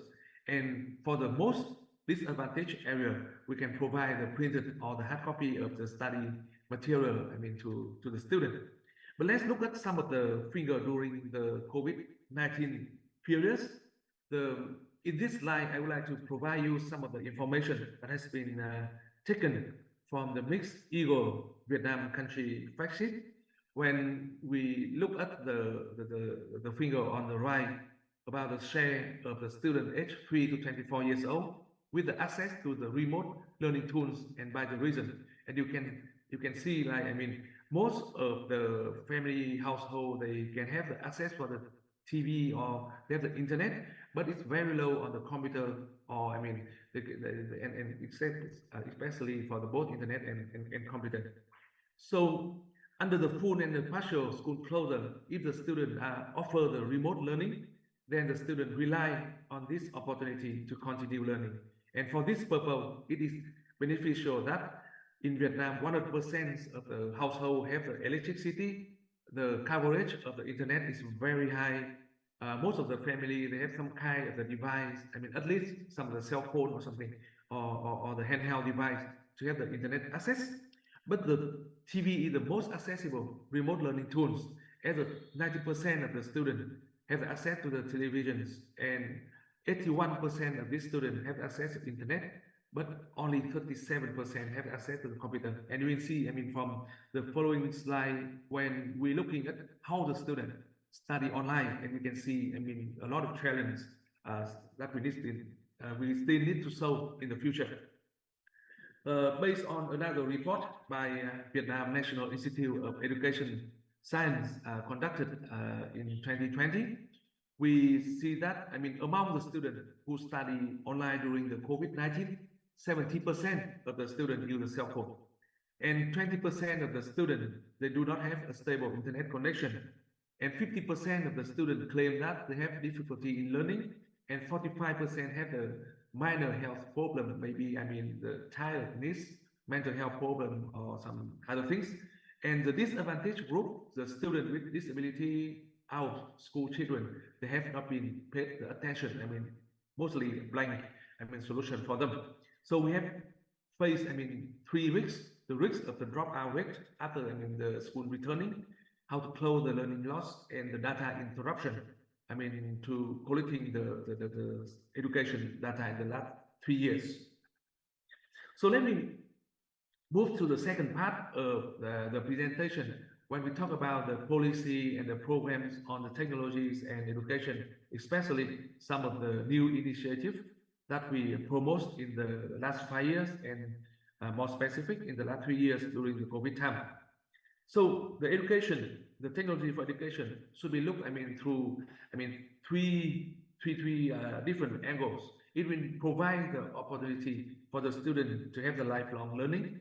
They will be, I mean, they have a personalized chance for their own development path of education, and provide them, equip them with the 21st century skill to become a global citizen. This is what, I mean, we have aimed for the education, technology, innovation in Vietnam. And there's some policy to promote the digital transform, and I have to say some of them has been thankful for, I mean, the pressure from the COVID-19. So the first one I would like to mention is that, I mean, in the May 2022, we have a plan. The government has we have the plan to strengthen the application of information technology and digital transform in education and training for the period 2020 and 2025, with the focus on the infrastructure and the teacher pedagogies. From January 2020, we have the national projects on strengthening the application of information technology and digital transformation in education and training in the period 2022-2025 with the orientation to 2030. It is the government level issued by the Prime Minister that has been the underlying document that we can issue the plan from the Ministry of Education and Training. We promulgating the technical regulation on the data of education and training database, and also have the circular on the education and training database. It will be very important. I will mention more about that when I talk about the national information system of education sectors, where we collect the profiles of all students and all of the teachers, and how can we, using that database, effectively will be, the big, the big task in the future. So the first initiative that I want to mention is about the digital competency framework that has been developed by the Ministry of Education and Training. We issued the new national curriculum in 2018, and the new curriculum will be has been rolled out from 2020 for grade 1, 2021 for grade 2, grade 6, and then move on. Next year will be the last year of the first cycle when we implement the full cycle of the new national curriculums. And the basic change is that we change from the knowledge-based curriculum to the competency-based curriculum, and we focus on the pedagogical reforms, and the ESD are integrated in the curriculum. And if we looking, more closely at the curriculum, we can see, many things change. For example, like the integrated subjects at the primary and the lower secondary level. It is the first time we have the natural science subject that are combined of physics, chemistry, and biology. In the past, we have the 3 different subjects, or we have the elective course at upper secondary level. So provide, the job orientation for the high school student, where they don't have to study all of the course like the past, but they can do the elective course, and they can see and they can select the course. From 3 groups: the natural science, social science, and technology and arts. English, technology, and ICT will be taught from grade 3. It is a big move by the government, and you can see, the commitment of the government on, on promote digital transformation and starting, from very early age. And as a consequence, when we provide the ICT and the technology course from grade 3, we need to prepare our teacher for that. Based on that curriculums, we also develop the digital competency framework, starting from preschool up to the high school student, aligning with the ICT and technology curriculum by the national curriculums. In the digital competency framework, we have 7 domains: the operation of digital device, information and data processing, communication and cooperation, creating digital products, digital safety, solving problems in the digital environment, and career-oriented competencies. And we have conducted several research in the last few years to prepare both for the teachers, for the student, how to provide the new program to promote for the digital competency of the student. And here are some of the self-assessment of the digital competency domain of the student, and you can see that there's some there's still a room for improvement, a lot of weakness, especially for the digital safety or on the solving problem in the digital environment or the career-oriented competency. They are quite weak compared to other competency. The students are doing quite well on the operation of digital device or information and data processing. And it's also very similar when we're looking at that from the rural area or the urban area. there's a gap between the rural and urban area. But I mean, in all of the region, I mean, the three important domain, the career-oriented competency, problem-solving skill, or digital safety are quite weak compared to other competencies that I mean the student have self-access. And when we ask for the impact factors, what is the factor that will impact on the digital competency of the student from family perspective, from the school, and also from their own student motivation? We see that, I mean, 33% claim that, I mean, the parent education level and the family equipment condition will play important roles on the developing of the student digital competencies. The school condition and the teacher use of the ICT application also very important factor as well. And it is the place where we can see, I mean, how we can promote some of the good policy or the good practice that can support for the student. It will not be about the school itself. We need to have, I mean, more innovative solution how to bring in the family, the society, I mean, to improve the quality of the school education. The second initiative that I want to provide is the enhancing teacher education program, shortened ETEC project in Vietnam. That project has been designed to support the teachers when we implementing the new curriculums.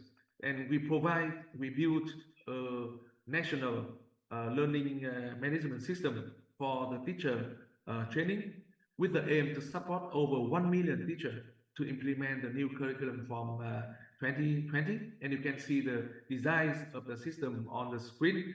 It has been designed without COVID in mind, I have to say. I mean, when we designed this system, we have no idea about the COVID, and it's a very ambitious project back in 2016 when we designed that. And luckily, I mean, when COVID happened, I mean, we have something, and then we can provide, I mean, the basic teacher training for the teachers. And I have to say, in the last 2 years, when we implement the new curriculum, all of the teacher training has been done online, and it has become the only solution for this. And basically, it has used the adaptive learning and personalized learning for the teachers through the learning management system. And we also have the teacher education management information system. It has been quite successful.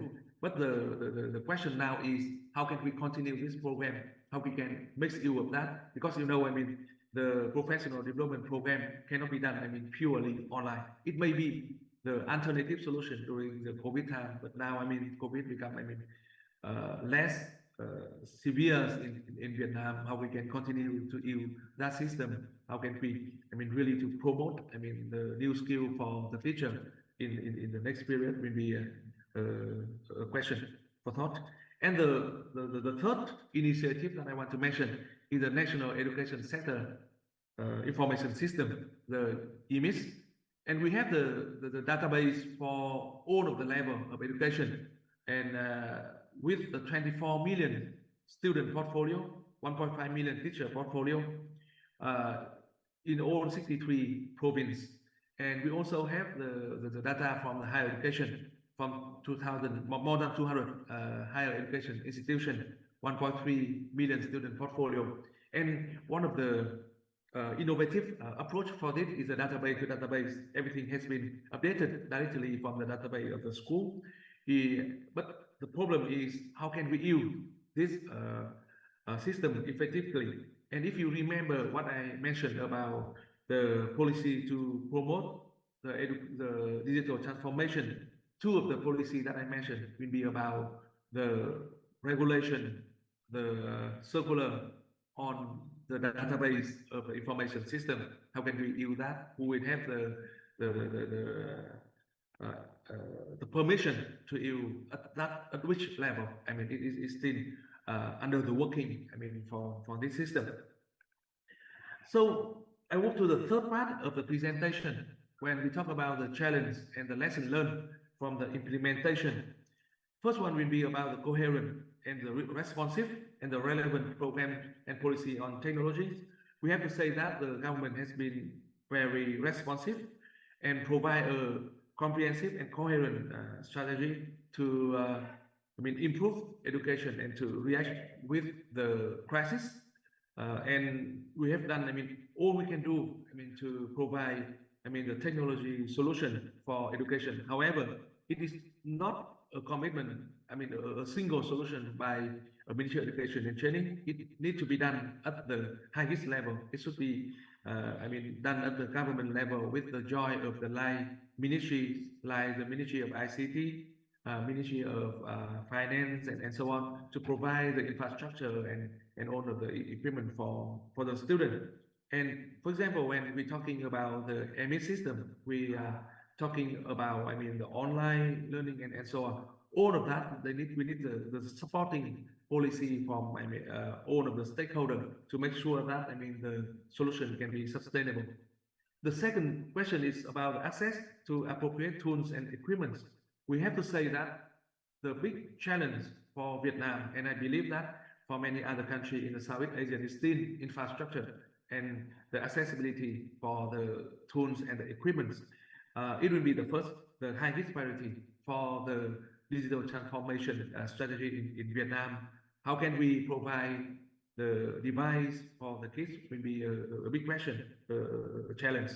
And during the COVID-19, the government has promoted a program called the device for the student, and get all the big edtechs, some of the donor to provide the equipment for disadvantaged student, disadvantaged group, and has been quite successful.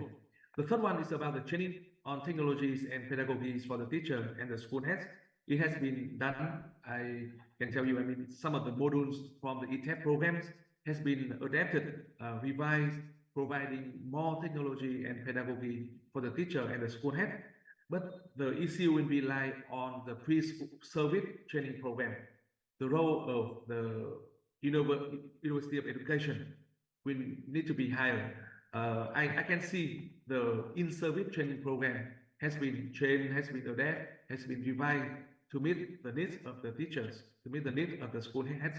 But the training program for the pre-service teacher need to be, revised and even renovate to meet up with the requirement for the teachers in the future. And the last but not least is about monitoring and evaluation mechanism for the sustainable program and policy. I think it's very important, especially for the digital transform, when it needs to be from the highest level commitment, and how can we make sure that the big investment has been invested correctly, properly, and timely to provide a sustainable solution for the student will be a big challenge for everyone. Yeah, so I would like to close the presentation with this, and I think we will have the open discussion where we can say more, thought on this issue. Thank you very much.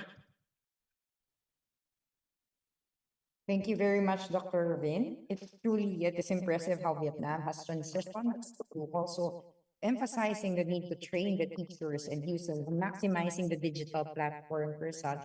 And of course, showing us how your learners have also evaluated their technical skills in relation to how you have used this particular data into improving also the use of ICT in education. Now that we have learned so much from our four distinguished speakers, maybe now again invite all of them. We thank, of course, Dr. Fel, Dr. Ariola, Dr. Sita, and Dr. Vin for their presentations. But now we have to call them back so that they can also be part of our discussion. So I know that we have some excited participants in Facebook, and we have received also questions in Twitter and in Facebook. So let's wait for everybody. So I already see Dr. Fel, Dr. Ariola, Dr. Sita is there, and Dr. Bill. All right. So let me share my screen so that for the courtesy of our virtual participants in Facebook and also in YouTube for the first question. So let me just share. So the first question is, I will just flash it for a bit, is how is the culture of adaptability, creativity, and innovation instilled at the national, provincial, and school levels against the backdrop of policies and programs on technology and education. And of course, if can you also follow up with a response on, can you describe any of the challenges encountered and actions implemented to address them? I know that earlier in the talk, let me just note that some of you also mentioned these particular challenges, but for the purpose also of of our viewers in YouTube and Facebook, maybe you can also give a brief intake on how does this culture of adaptability, creativity, and innovation, how are they instilled in the different levels? Let's first call the first presenter, since you're on a long rest also, Dr. Fel from Cambodia. Thank you, Cyber. Thank you for the question. For the situation in Cambodia, normally the government initiate the policy and instruct to the local levels to implement. And there is no controversy on the implementation, but the problem is that the efficiency level of implementation, whether how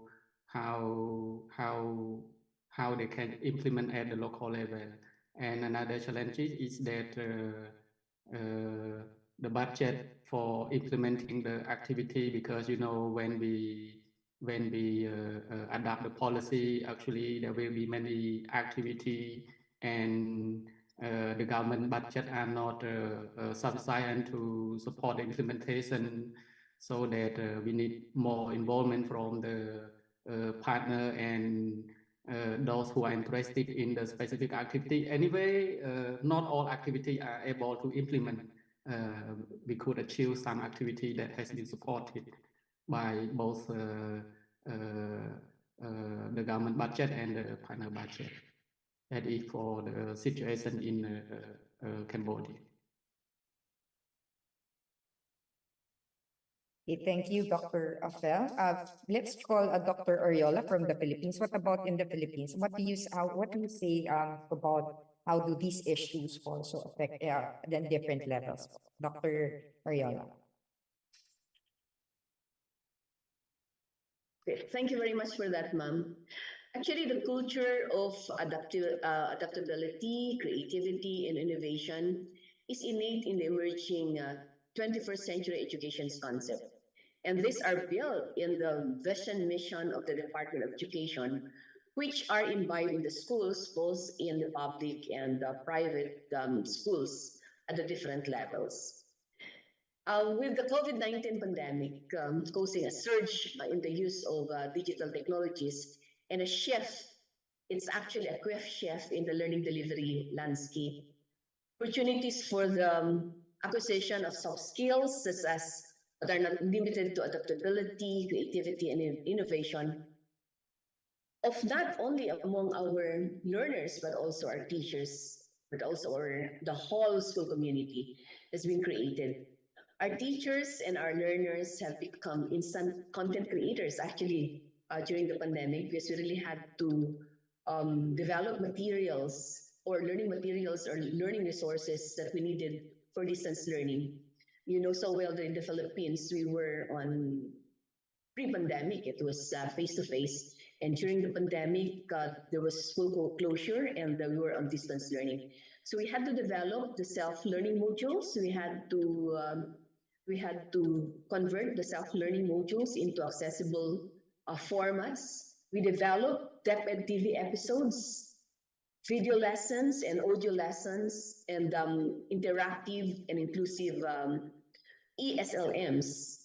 And a lot of our teachers have become instant teacher broadcasters, e-learning resource evaluators, and many others. The shift in the learning delivery landscape was a transformative opportunity, actually, to fast track the acquisition of soft skills. Despite a lot of inadequacies, we have to recognize that, and I have mentioned a lot of them actually in the presentation in terms of resources.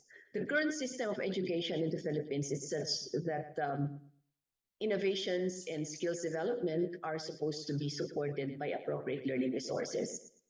However, equitable access to these resources are not really so sufficient and in fact not evident in some of the schools, both public and private.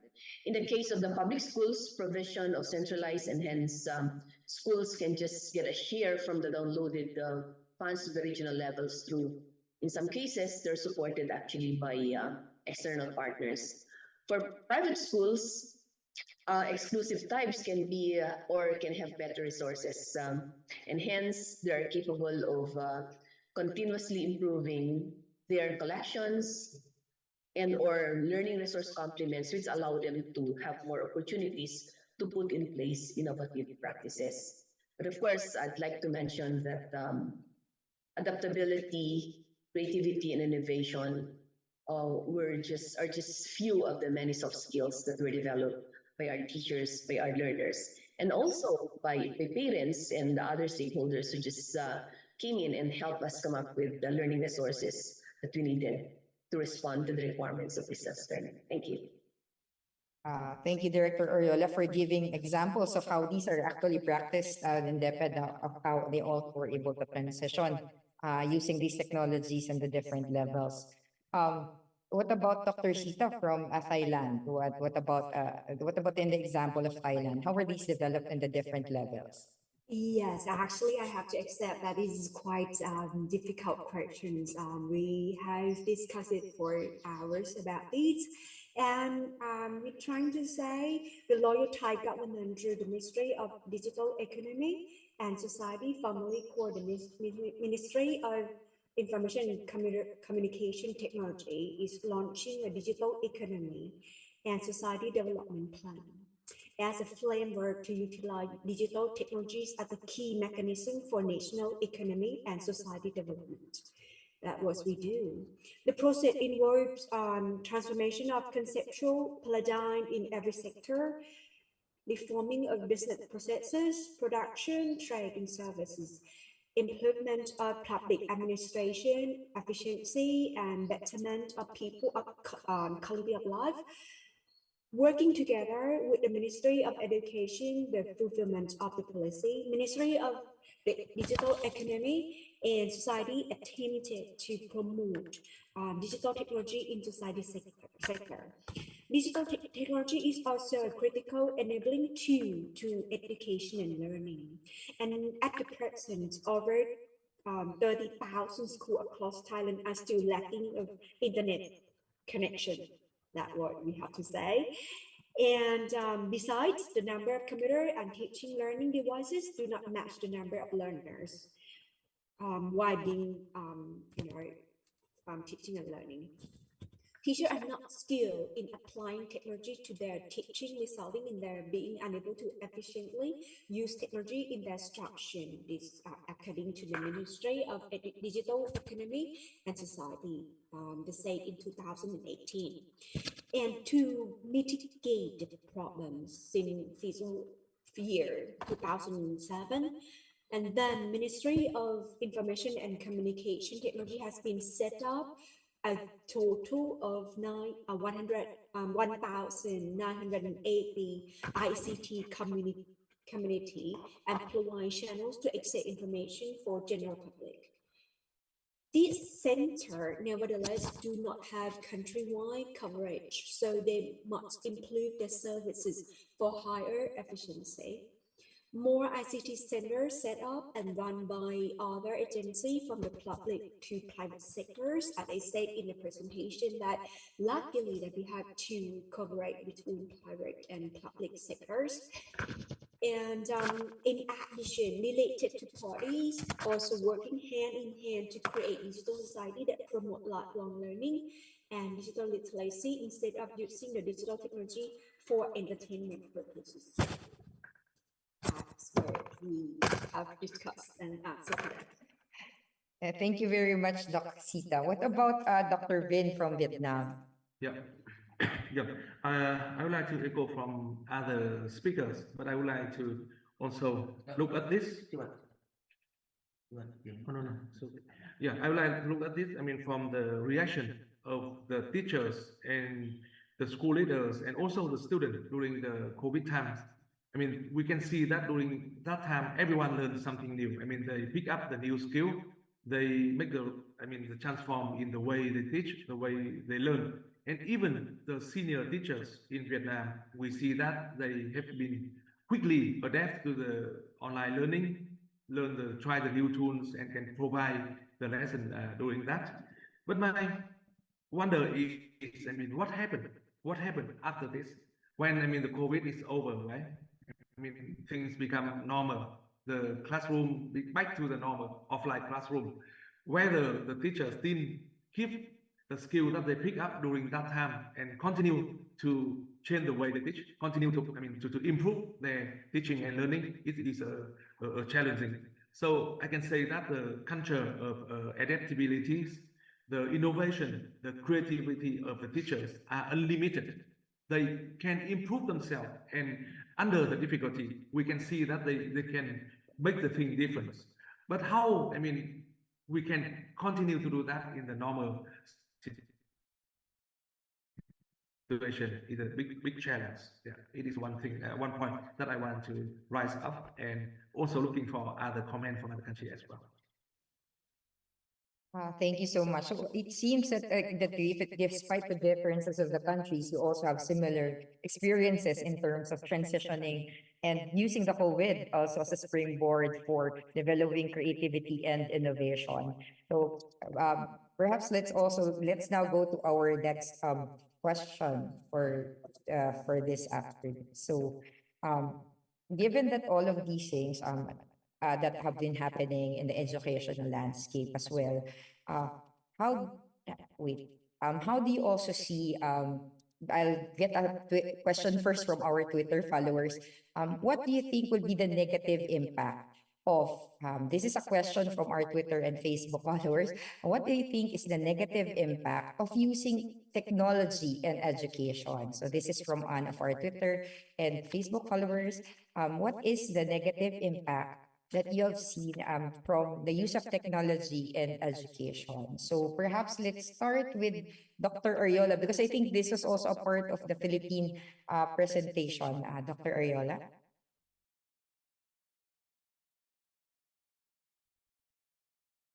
Yeah. So I'd like to see that one of the negative impacts actually on the use of technologies when our learners just get to be so dependent on this technologies. So it's really important that there has to be a balance of the use of technology and just the same engagement of teachers and learners in the teaching inside the classroom. Thank you. Thank you, Dr. Ariola. Let's call Dr. Sita. What about in Thailand? What would have been the challenges of using technology in education? I guess we have to accept that people are different. So even, the twins are different. So the technology cannot, teach someone. And the technology can teach someone. It's different. So it depends on the learning style of the students. And teachers have to take care of when they are using the technology in the classroom. I have to watch the cartoon, Simpson cartoons, and they talk about the technology in the class. And some of the students, you say, they're keen to learn about the technology. They're keen to search the information from the internet, from the Google, so they don't have to remember things. But of course, we still have the students who are in the classroom and cannot use the computer. And they have the limited, as Dr. Wins had said, that we still have limited of things in our country. And we still don't have enough computer devices for all the students as well. So it's kind of make like the big gap between the students in rural area and the downtown, I say. So we have to concern more about that as well. Thank you. Thank you, Dr. Sita. What about in Vietnam, Dr. Vin? What would you say would be the challenges of technology, or rather the negative impacts of the use of technology, Dr. Vin? yeah, we always say that the technology is a great servant, but it may be the worst master, right? I mean, the very bad master. So it depends on the way how can you use the technologies. If you can use this to support for the education, the study, then it should be great. But if you, I mean, depend on that, it will be very bad. So the first negative impact will be about the overuse of the technology, especially for the early age student. It is the big controversy, even even now. I mean, when we have the online learning, we complain about that a lot about whether we should provide the technology solution for the primary student. I mean, it's still controversial at the moment. And the second point of view is how can we adapt to the new technologies? How can we, I mean, become the users, not the dependents? And I mean, recently in the last 2 months, right, we're talking about the chat GPT a lot. I mean, whether it will be a big changer, whether it can replace the teacher and so on. I'm very positive about that. It will be a big, I mean, opportunity for the teacher to become a better teacher, for the student to study wiser and using the new technology. But for sure, I mean, for the one who cannot adapt to that, become, I mean, left behind, then it may have the negative impact. So, I mean, I want to conclude that the technology is the tools that can help you to, I mean, reduce the workload, reduce the repetitive, I mean, assignment and tasks. It can help you to study and smarter and wiser. But how can you do that? Will be the challenge. So the education, we need to answer that question. Yes. Thank you very much for sharing those, both the opportunity and the challenge of the use of technology. Dr. Fel, what about in Cambodia? How does this negatively impact, or from your perspective, what about in Cambodia? How does technology negatively impact education? Yes, thank you. Actually, we already raised many advantages of technology that could establish the new opportunity for all, not only the student. Anyway, as doctor from Doctor Director General from Vietnam just mentioned that the problem uh, actually we almost have the same problem like overuse of the technology, not only the student but also the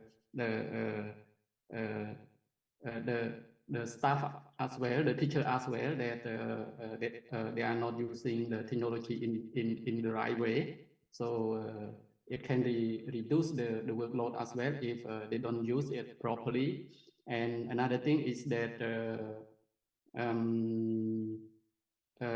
regarding to the safety, the online safety, that they say, I mean, lack of the awareness of online safety, digital literacy, that can harmful to student and the internet user as well. And actually, Cambodia, the Ministry of Education, we try to provide the technology like the computer, tablet, internet, some devices like that. But you know, the amount of the equipment are limited, and when we mostly rely on the technology, we provide the resources online. It will be inequity for the students that are not able to access to the technology.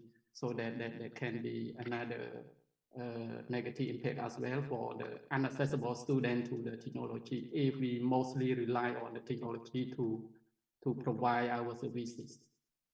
That is what I contribute. Thank you very much, Summer. So that's really a challenge if there is an inequity in terms of the access. So we've already, as you, I think Dr. Bell mentioned already access, and that's related to our next question. Given that there are changes in technology, and you mentioned some of these things like the platforms you have in the use of technology, the use of different learning management system for teachers and learners, use of TV, and even the resources like even Dr. Feller earlier mentioned the integration in textbooks. What about, let's try to look at it in this, how does your country ensure that the available updated educational technology and tools and equipment are available for our teachers and learners. Given that technology is always moving and there seems to be changes every time in technology, how do we make sure that these materials that we provide for our learners and teachers are updated? And maybe you can also cite what are the challenges that you encounter in making these available or rather updated tools and equipment available to the learners, the teachers, and also to the system. I think we started earlier with Dr. Lilas, and so perhaps we'll start now with Dr. Dr. Sita. What can you say about what about in Thailand? How does the ministry make sure that these resources are updated? Dr. Sita. This is quite difficult for me to answer actually. I think we have to talk about the policy that the government and the ministry have talked to each other about the policy that they have to cover the ICT technology in our country. And the thing is, we also have to talk the teacher curriculum that they design for the student teachers as well, I guess. Okay, so right now in Thailand, we depend on the Thai qualification framework for higher education, or we call it TQF. And we see the value of the framework include outcome, national standard, mobility, pathway, and quality assurance. So if I have to answer the question, so I have to say that in Thailand, we have to consider the criteria of a lot of things, including the curriculum for the student teacher, the trend in the future, and the student themselves. Right? Yeah, that was I can say right now at the beginning. Yeah. Thank you, Dr. Sita. So I think it should really come from the different, agree that it should really come from the different levels. What about Dr. Vin? Yep. Okay, so there are a few things that I want to share from Vietnam. One of the initiatives that I mentioned during my presentation is the programs calling the device and the internet connection for the student during the COVID time. You know, I mean, during that time, it is the most important. I mean, you need to get the connection, you need to have the device in order to keep things, I mean, moving. And it has been called by the highest level by the government. And everyone, I mean, try to be part of that, the edtech company, the province, the donors, and so on. And we have collected, I mean, many, I mean, the device to provide for those who need it. And in the digital transformation strategies, we know that the highest priority will be infrastructures, how to ensure that the student have the device, provide the accessibility for the most vulnerable student. It is, I mean, the big challenge. I remember that we attend the minister level meeting by the Southeast Asian countries, and we have been said by the Ministry of Education minister in Japan. And one of the things that he most proud of is during the COVID time, they can provide one device per student. So, I mean, the student will have the accessibility for that. So I think, I mean, regardless of whatever we can do, we need to provide, I mean, the most basic things for the student. Other initiative has been done is to provide, I mean, the common platform for the student that the teachers, the user can share their, I mean, lesson plan, their video clip, so the student can using it freely. But I do think, I mean, we need to do it in a smarter way, because not only about the quantity, it is more about the quality. We don't need too much. We need just enough, right? I mean, especially for the online learning, sometimes the students are fed up with too many information, too many, I mean, research. It's not about, I mean, lacking of the resource. It will be about, we need the high quality of the research. And I would like to learn, I mean, from other countries, saying about the other country, because in Vietnam, we have some of the platform run by the government that the teachers, the company can also sharing, I mean, the online teaching research, but it's not quite effective yet. It's still, I mean, not meet up with the expectation of the user. How can we make it with that? It also think I think that we need to provide on. And the third one, the third point that I want to mention is about the teachers training and the teacher development programs. We need to provide that. We see that the limitation of the teacher is unlimited, right? They have the capacity to keep up with the most updated technologies, but how can we provide motivation for them to keep them, I mean, keep up with the trends in the technology? It will be things that we need to put on all of the agenda in every country. Yeah, the 3 points I just want to mention. Thank you, Dr. Ray, also to in emphasizing that there's a need also to prepare our learners and teachers for these particular changes on top of the recommendations that you have given. What about Dr. Val from Cambodia? How do you see on in rather keeping how does your ministry keep themselves updated in providing the most updated and recent technologies to the students and the teachers? Dr. Val? Yes, thank you. Actually, we work to make sure that our resources that we provide to school are available for teacher and learners. And we already experienced that, for example, the internet connection that we provide to school and some school director just use it for his room like that. That is the experience that we made. So to tackle this problem, we start from the policy level. The ministry issued the instruction circular to instruct our local level, our school director, to make our resources available to everyone to support teaching and learning. That is what we start from the policy level. And secondly, we try to build like the open portal that everyone, because the cost of developing the digital material are very huge, so that we initiate the open portal that everyone have the updated resources, updated with all by teaching, can upload or contribute to our open portal, so that we can ensure that we are up to date. Even there is no the perfect material, but at least we have the acceptable material that everyone can access and learn, get something from the material. That is the second thing that we have done. And another thing is that the third is that we work with development partner. As you know, during the COVID pandemic, there are many interventions, and sometimes they work overlapping each other, do the same thing, so that we try to work collaboratively with our partner to keep update, not to work overlapping each other. That is what we can ensure that our resources are that we develop are available and usable by all partners, not developing and just give it away. And as the previous presenter already mentioned, that we need to keep update about the technology to our teacher, because like COVID-19, it is unpredicted.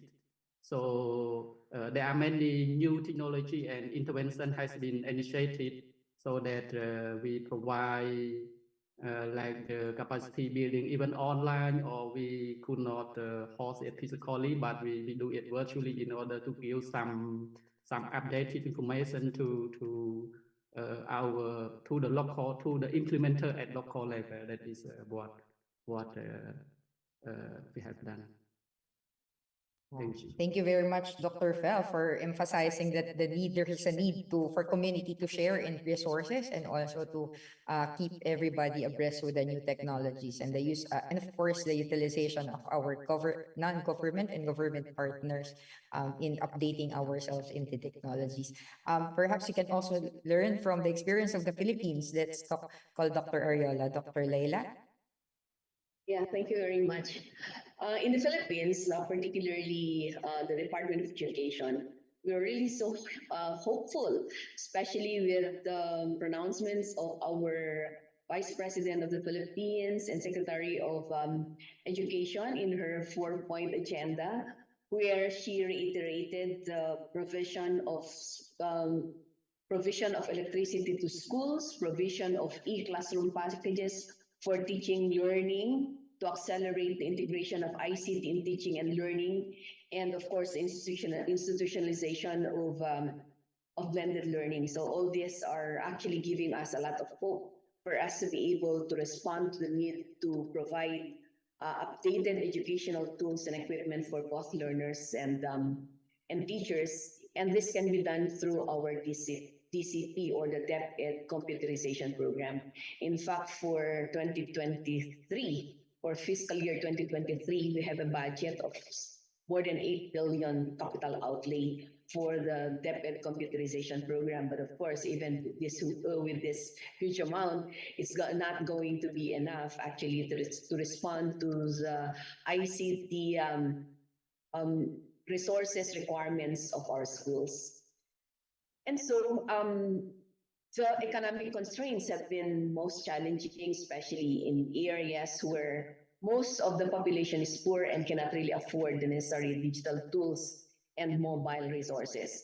But we are just so lucky because we have economically ready, we call them economically ready LGUs who we partner, and in fact, we're also partnering with private sectors to be providing smartphones, tablets, digital or mobile data allowances to both teachers and learners. And this really happened during the pandemic.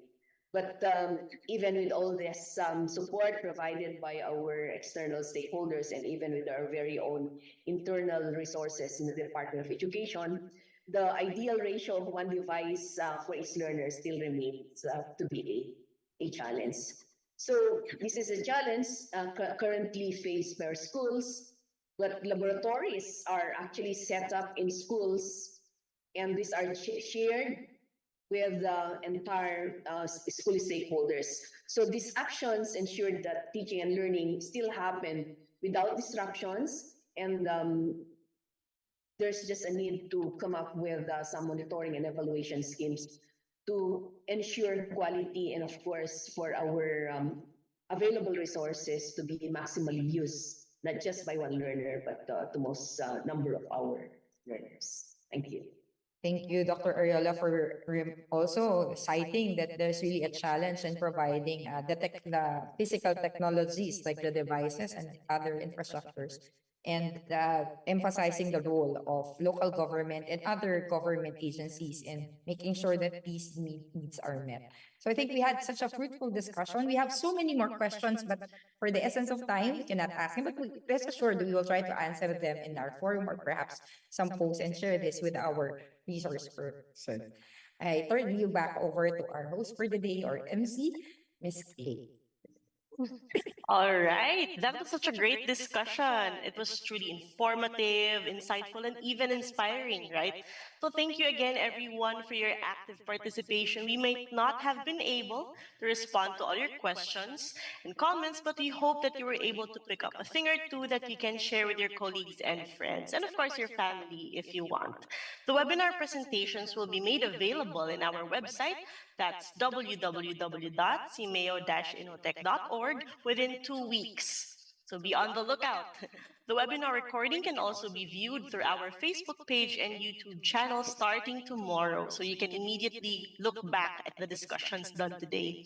We'd like to thank our presenters once more. So we've had Sir Pel of Cambodia, Director Laila of the Philippines, Dr. Sita of Thailand, and Dr. Vin of Vietnam. Thank you. Thank you for sharing your country's experiences in using technology in education, as well as the hurdles that you had to face and how you were able to overcome these so-called hurdles. We are also grateful to Ms. Sibal for wonderfully facilitating the conversation. Okay, so now I think we are ready to listen to the synthesis of the presentations and discussion. So this will be delivered by our facilitator once more, Ms. Sibal. So, Ms. Sibal, take it away. Yes. So once again, we thank our speakers for distinguished speakers for today for their sharing of their knowledge and of course experiences in their respective countries. So allow me to share some of the highlights. Again, we don't have enough time to share everything or repeat everything, but let us just share some snapshots and highlights from our speakers. So our speaker is Dr. Fel from Cambodia. So he shared that really from 2004 to the present time, there has been a plan on integrating ICT and teaching and learning into a more progressive digital education in the present time. And that she has shared that there's an active integration of ICT in the grades 4 to 12 in Cambodia, as well as the need to really intensify development of ICT skills in the teachers know as the secondary teachers should be ICT majors. Of course, we have seen how Cambodia has shown their development of their textbook and resources, how it's currently being piloted, how they are currently developing their digital content, video materials, and the provision of digital and other portals such as the TV and radio, which is also similar to our other country presenters. And of course, recognizing that there are still challenges and issues, which include budget and resources, the need for pre-service training, and also infrastructure and facilities that would address the need and also to address how they can further develop and enhance and integrate ICT in the curriculum and the delivery of education. But it is good to note that in Cambodia, they have already an established ICT policy and of course recognizing the need to promote ICT and STEM among the learners and the move to digitize not just learning delivery, but also records and administration.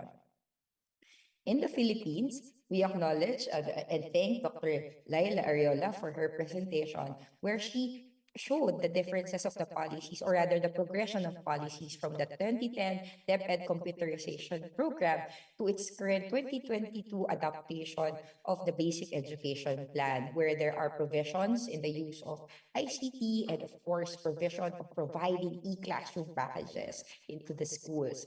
She has shown the active integration of ICT in the K to 12 curriculum and the capacity building to the different DepEd and other attached agencies, and the availability of learning platforms, not just for student learning and but also for teacher training, as well as an integrated education administrative database or EBIS for also managing systems, not just for learning.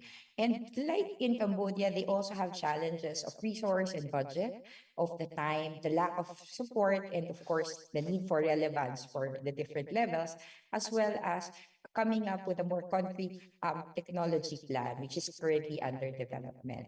But of course, still there is we commend that the Philippines has integrated this in its current 2023 the ministry's Matatag agenda in the Philippines, where they are also citing the need to strengthen the policy, the human and digital infrastructure, and also establishing administrative and logistic systems in the Philippines. For Thailand, some of the highlights of the talk of Dr. Sita is that she showed us that there is a 20-year plan, which stems from the national strategy of Thailand, where there is a digital Thailand plan where it focuses on security, prosperity, and sustainability. We also acknowledge that that we kind of reflected on when she presented this data on the access and use of internet and mobile phones and other technologies, where it showed us that learners, some may not have access to computers, but have access to mobile phones and to the internet. She showed also that how, of course, the government also established its use of technology prior to, during, and post the pandemic, where it also maximized other than learning management systems and platforms, digital TV, radio, websites, and other things. And it's now shifting to a more blended approach. She also emphasized how not just in the Royal Ministry of Education in Thailand, also that there are strong public and private partnerships in education that made these use of ICT and the success of use of technology in education happen. Still, there are challenges that include the need for further infrastructure. How do they further incorporate these materials in the curriculum and developing the teacher capacity, and still the need to strengthen the monitoring and evaluation.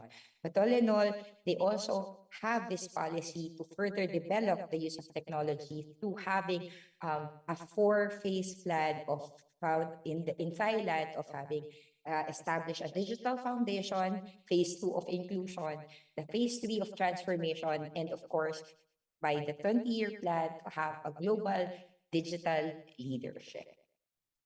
In Vietnam, Dr. Vin presented to us that their education system has been focusing on the SDGs, but focusing primarily or prioritizing two, which is the preparation of for the workforce and focusing on the vulnerable and marginalized groups.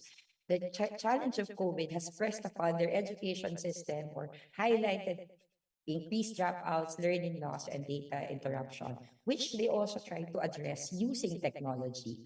They had shifted during this time to an online modality of training teachers through the use of their LMS and TEMS for teacher capacity building.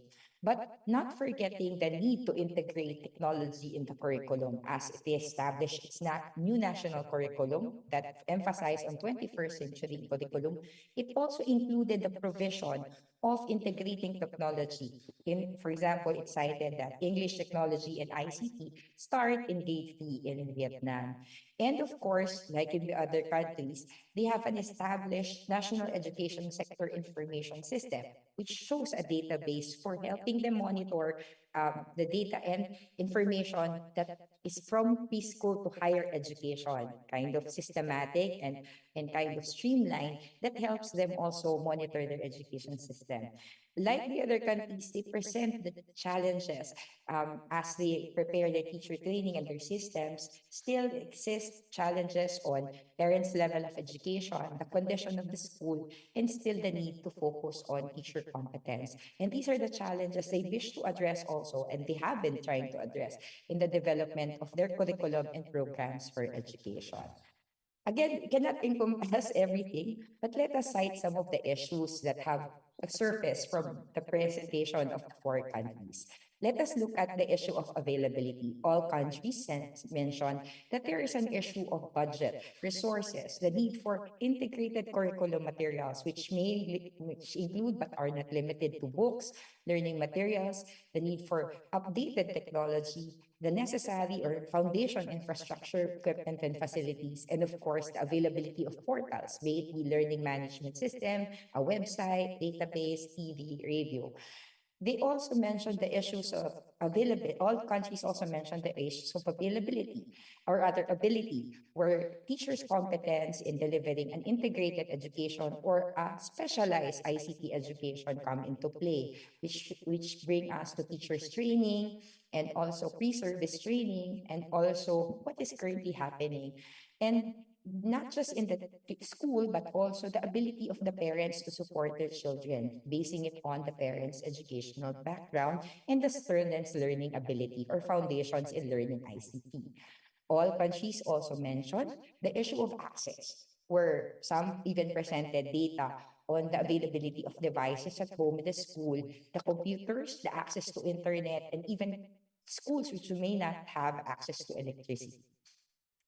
Of course, we do not forget that one of the pressing issues also is on the attitude, where how do we develop? It was also answered in our question and answer and even in the presentation, how the learners, the teachers, and the parents will have the motivation to use technology, not just in learning, but also for management. So it surfaced some negative and positive attitudes and possibly like in the Philippine presentation, impact like on cheating or on the digital security and safety and the need for isolation. But all in all, all the countries were able to present their game plan for ICT and education by presenting national and intergovernmental policies, infrastructure or plans that they present on how they have been developing their infrastructure and facilities, whether it is in the provision of computers but for tablets, or use of infrastructure or devices like TV or radio, which it integrates into its curriculum, whether it is starts at grade 3, 4, or in the kindergarten. All countries recognize the need to really introduce technology even at an early age. And to deliver this curriculum, we need to strengthen our teacher capacity building, where all countries have also recognized the need to capacitate the teachers at the pre-service level and while they are also teaching for continued learning. Let me also cite something called the ubiquitous technology. It was mentioned earlier that there was studies that showed that they may not have access to computers, but a lot of the learners may have access to cell phones, which also some countries have maximized to deliver education. So there is also a need to look into the different technologies easily available to our learners. And even if there is still a need to strengthen this, there is a need to look into the research, monitoring, and evaluation. How to track the progress of our learners, whether not just in the numbers of continuing this education, but also how much they are learning and how much they are picking up from use of technology, not just as a tool for education, but also learning about technology itself. Of course, they have emphasized the need that it is not only in the Ministry of Education's responsibility alone, that there is a partnership and engagements that need to make this a success, the need for the local government or also the other private sector and other government partners in making things happen. And all of the countries show that it is important to come up with a plan or a strategic direction in delivering education. So all in all, they have shown us pictures of what is the landscape of education. But let me end with this particular. We have talked about COVID and how its impact in education. Let's try to relate COVID pandemic with how we are delivering ICT technology. In the access to resources, correct information, access to correct information, the correct use of the mask or the monitoring or contact tracing gives us a better chance of success and overcoming COVID. Let's relate this to ICT in education. If we have the right access to ICT tools and resources and infrastructure, and had given the correct information and the correct use with the competence of the teachers and those who are in the school community, as well as monitoring, research, and evaluation of how this affects learning, then we have better chances of success of delivering a more systematic and successful use of technology and education. So that's all. So I hope we have learned or picked up something from our presentation. Back to you, our MC.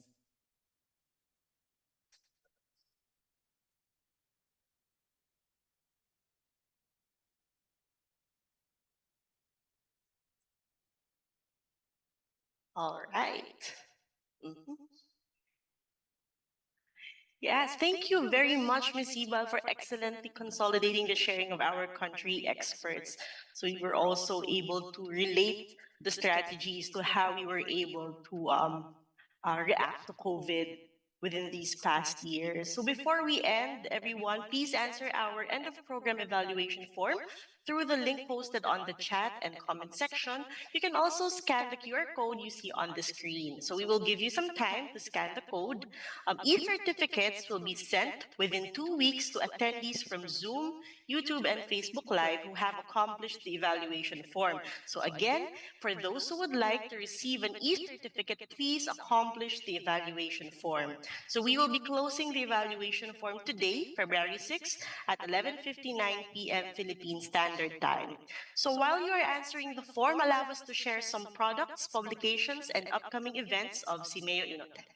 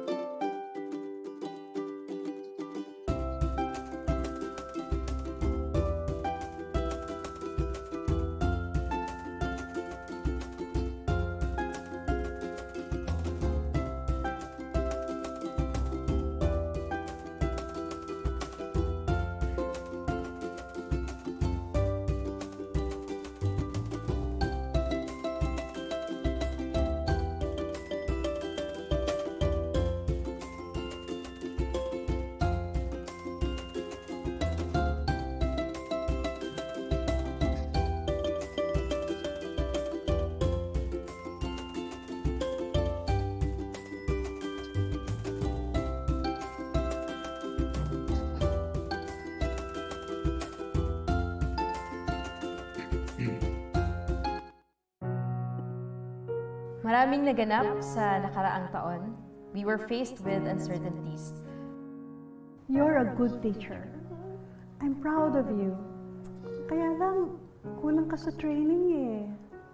Balikan natin yung rason kung bakit natin pinili ang profesyon na ito.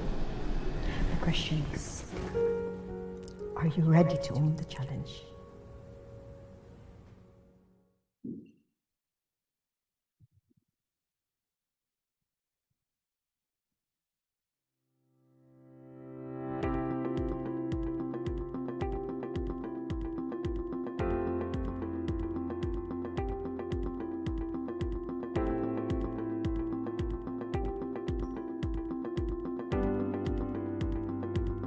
Good day everyone! Blessed day to all our followers and our listeners. Ako po si Teacher Tina Zamora, your resident podcast guru na magbibigay sa inyo ng makabuluhang programa sa mundo ng alternative learning delivery mode sa larangan ng edukasyon.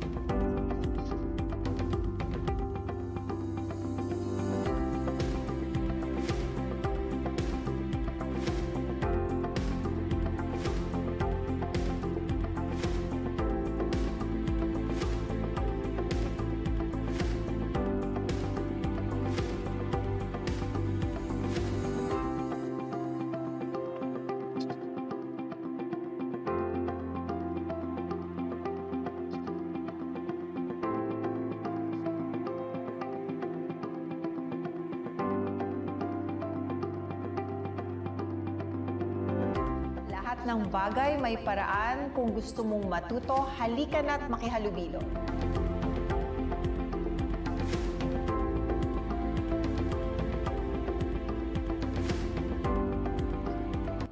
There we have it. We have a lot of offerings for all of you. We have publications. We have an upcoming podcast, and the principal is actually a game that you may download on the App Store or Google Play. So that is for school leaders who would like to test their leadership style or who would like to know what their leadership style is. So please be on the lookout for our offerings. You may visit our website, that is www.cimeo-inotech.org. You may also follow our social media accounts. So at Cimeo Inotech on Facebook, Twitter, Instagram, LinkedIn, TikTok, and at Cimeo-Inotech on YouTube for further updates. So we're everywhere. You can check us out on many platforms. So finally, we're coming to a close. May we call on Dr. Diosdado M. San Antonio, Manager of the Educational Research and Innovation Office of Cimeo Inotech, to give the closing remarks. Sir? Thank you very much, Ms. Kay. Good afternoon, everyone. Our world has been described using acronyms in different ways. VUCA defines the current times as volatile, uncertain, complex, and ambiguous. BANI describes the world now as brittle, anxious, nonlinear, and incomprehensible. RAPT characterizes the world as rapid, unpredictable, paradoxical, and tangled. Tuna portrays the world as turbulent, novel, uncertain, and ambiguous. Regardless of how we describe the world today, technology has been among the major reasons why uncertainty, unpredictability, complexity, ambiguity, and anxiety are realities in this era. Surviving and thriving beyond Industry 4.0 require deep awareness of the challenges that need to be addressed. This forum has enlightened all of us on the challenges faced by the countries in the Southeast Asian region represented today. We have also been updated on the responses and best practices implemented to ensure that technology's benefits are optimized in our school system. We at the Educational Research and Innovation Office of Cimeo Inotech thank our resource persons for sharing their expertise on the issues covered. Mr. Phil Perron of the Department of Information and Technology of Cambodia's Ministry of Education, Youth and Sports, Dr. Laila P. Ariola of the Bureau of Learning Delivery of the Philippines Department of Education, Dr. Sita Yemkontitavorn of Thailand's Sukhothai Tamaritat Open University, and Dr. Lee An Vin of Vietnam's Institute of Educational Sciences. We're also grateful to for the strong support of the CMU Secretariat, represented today by Dr. Kamaleswaran Jayaraja, the Research Evaluation and Assessment Specialist, and our dearest Center Director, Professor Emeritus Leonor Liling Magtolis Briones. Thank you to Ms. Red Sibal for facilitating this important conversation we are about to conclude. We're very clear about the pictures we should be looking at. Let me also convey my profoundest salute to our teammates at the ERIO, Dr. Shea Acosta, our senior specialist at the Education Research Office, Ms. Kat Turalba, our project leader, Ms. Kay Fernandez, our host, Dr. Chano Milambiling, Ms. Erlene Umali, Ms. Iyas Clamor Torneo, Ms. Jai Puerto, and Ms. Ju David. Ma'am Yoli C. De las Alas, the Senior Specialist at the Education Innovation Unit, Ms. Lauren Bautista, Ms. Emmy Domingo, Ms. Ori Santos, Mr. Ben Santos, Ms. and Ms. Charmy Cardenas. In addition, thank you to our collaborators from the Knowledge Management and Networking Office, ably headed by the manager, Bennett Binosa. We are so lucky to be provided with a highly competent technical support from Roland Malyari, Norman Solis, Alan Valdez, Mark Antido, Herman Montialto, Jello Arisciado, Miss Alexa Gronimo, Nicole Asidilio, and Winnie Marquez. Finally, we say thank you to our fellow teachers and learning leaders in the various ministries of education in Southeast Asia for taking part in this endeavor. We hope to see a better future for every learner in Southeast Asia as we join our hands together in finding the most effective ways of ensuring that technology indeed enables us to deliver sustained higher quality schooling outcomes. Mabuhay. God bless. Thank you so much, Dr. San Antonio, for your message. So indeed, may we be equipped to fully handle and thrive in this so-called buka, bani, tuna world. So we are about to end, but before we officially end this activity, may we ask our Zoom participants to turn their cameras on for a quick group photo. Of course, it is not a webinar without a group photo. Please hold your smiles for a few seconds so that we can take everyone's picture. I think we have about 2 Zoom pages, so please hold your smiles. Okay, so are we ready? You'll be asking assistance from our teammates in Simeo Inotech. So 3, 2, 1, smile. Okay, maybe one more time. 3, 2, 1, smile. All right. Thank you so much, everyone. Thank you. Thank you. And again, thank you to our participants as well for staying with us this morning. We hope everyone had an insightful experience. Let's double our efforts in maximizing technology in education as we expertly navigate through the challenges we will surely face, all for the betterment of our learners' future. So again, thank you. Maraming salamat. Kapkun, akun, come on, terima kasih. Thank you. Thank you, everyone. Have a great week ahead.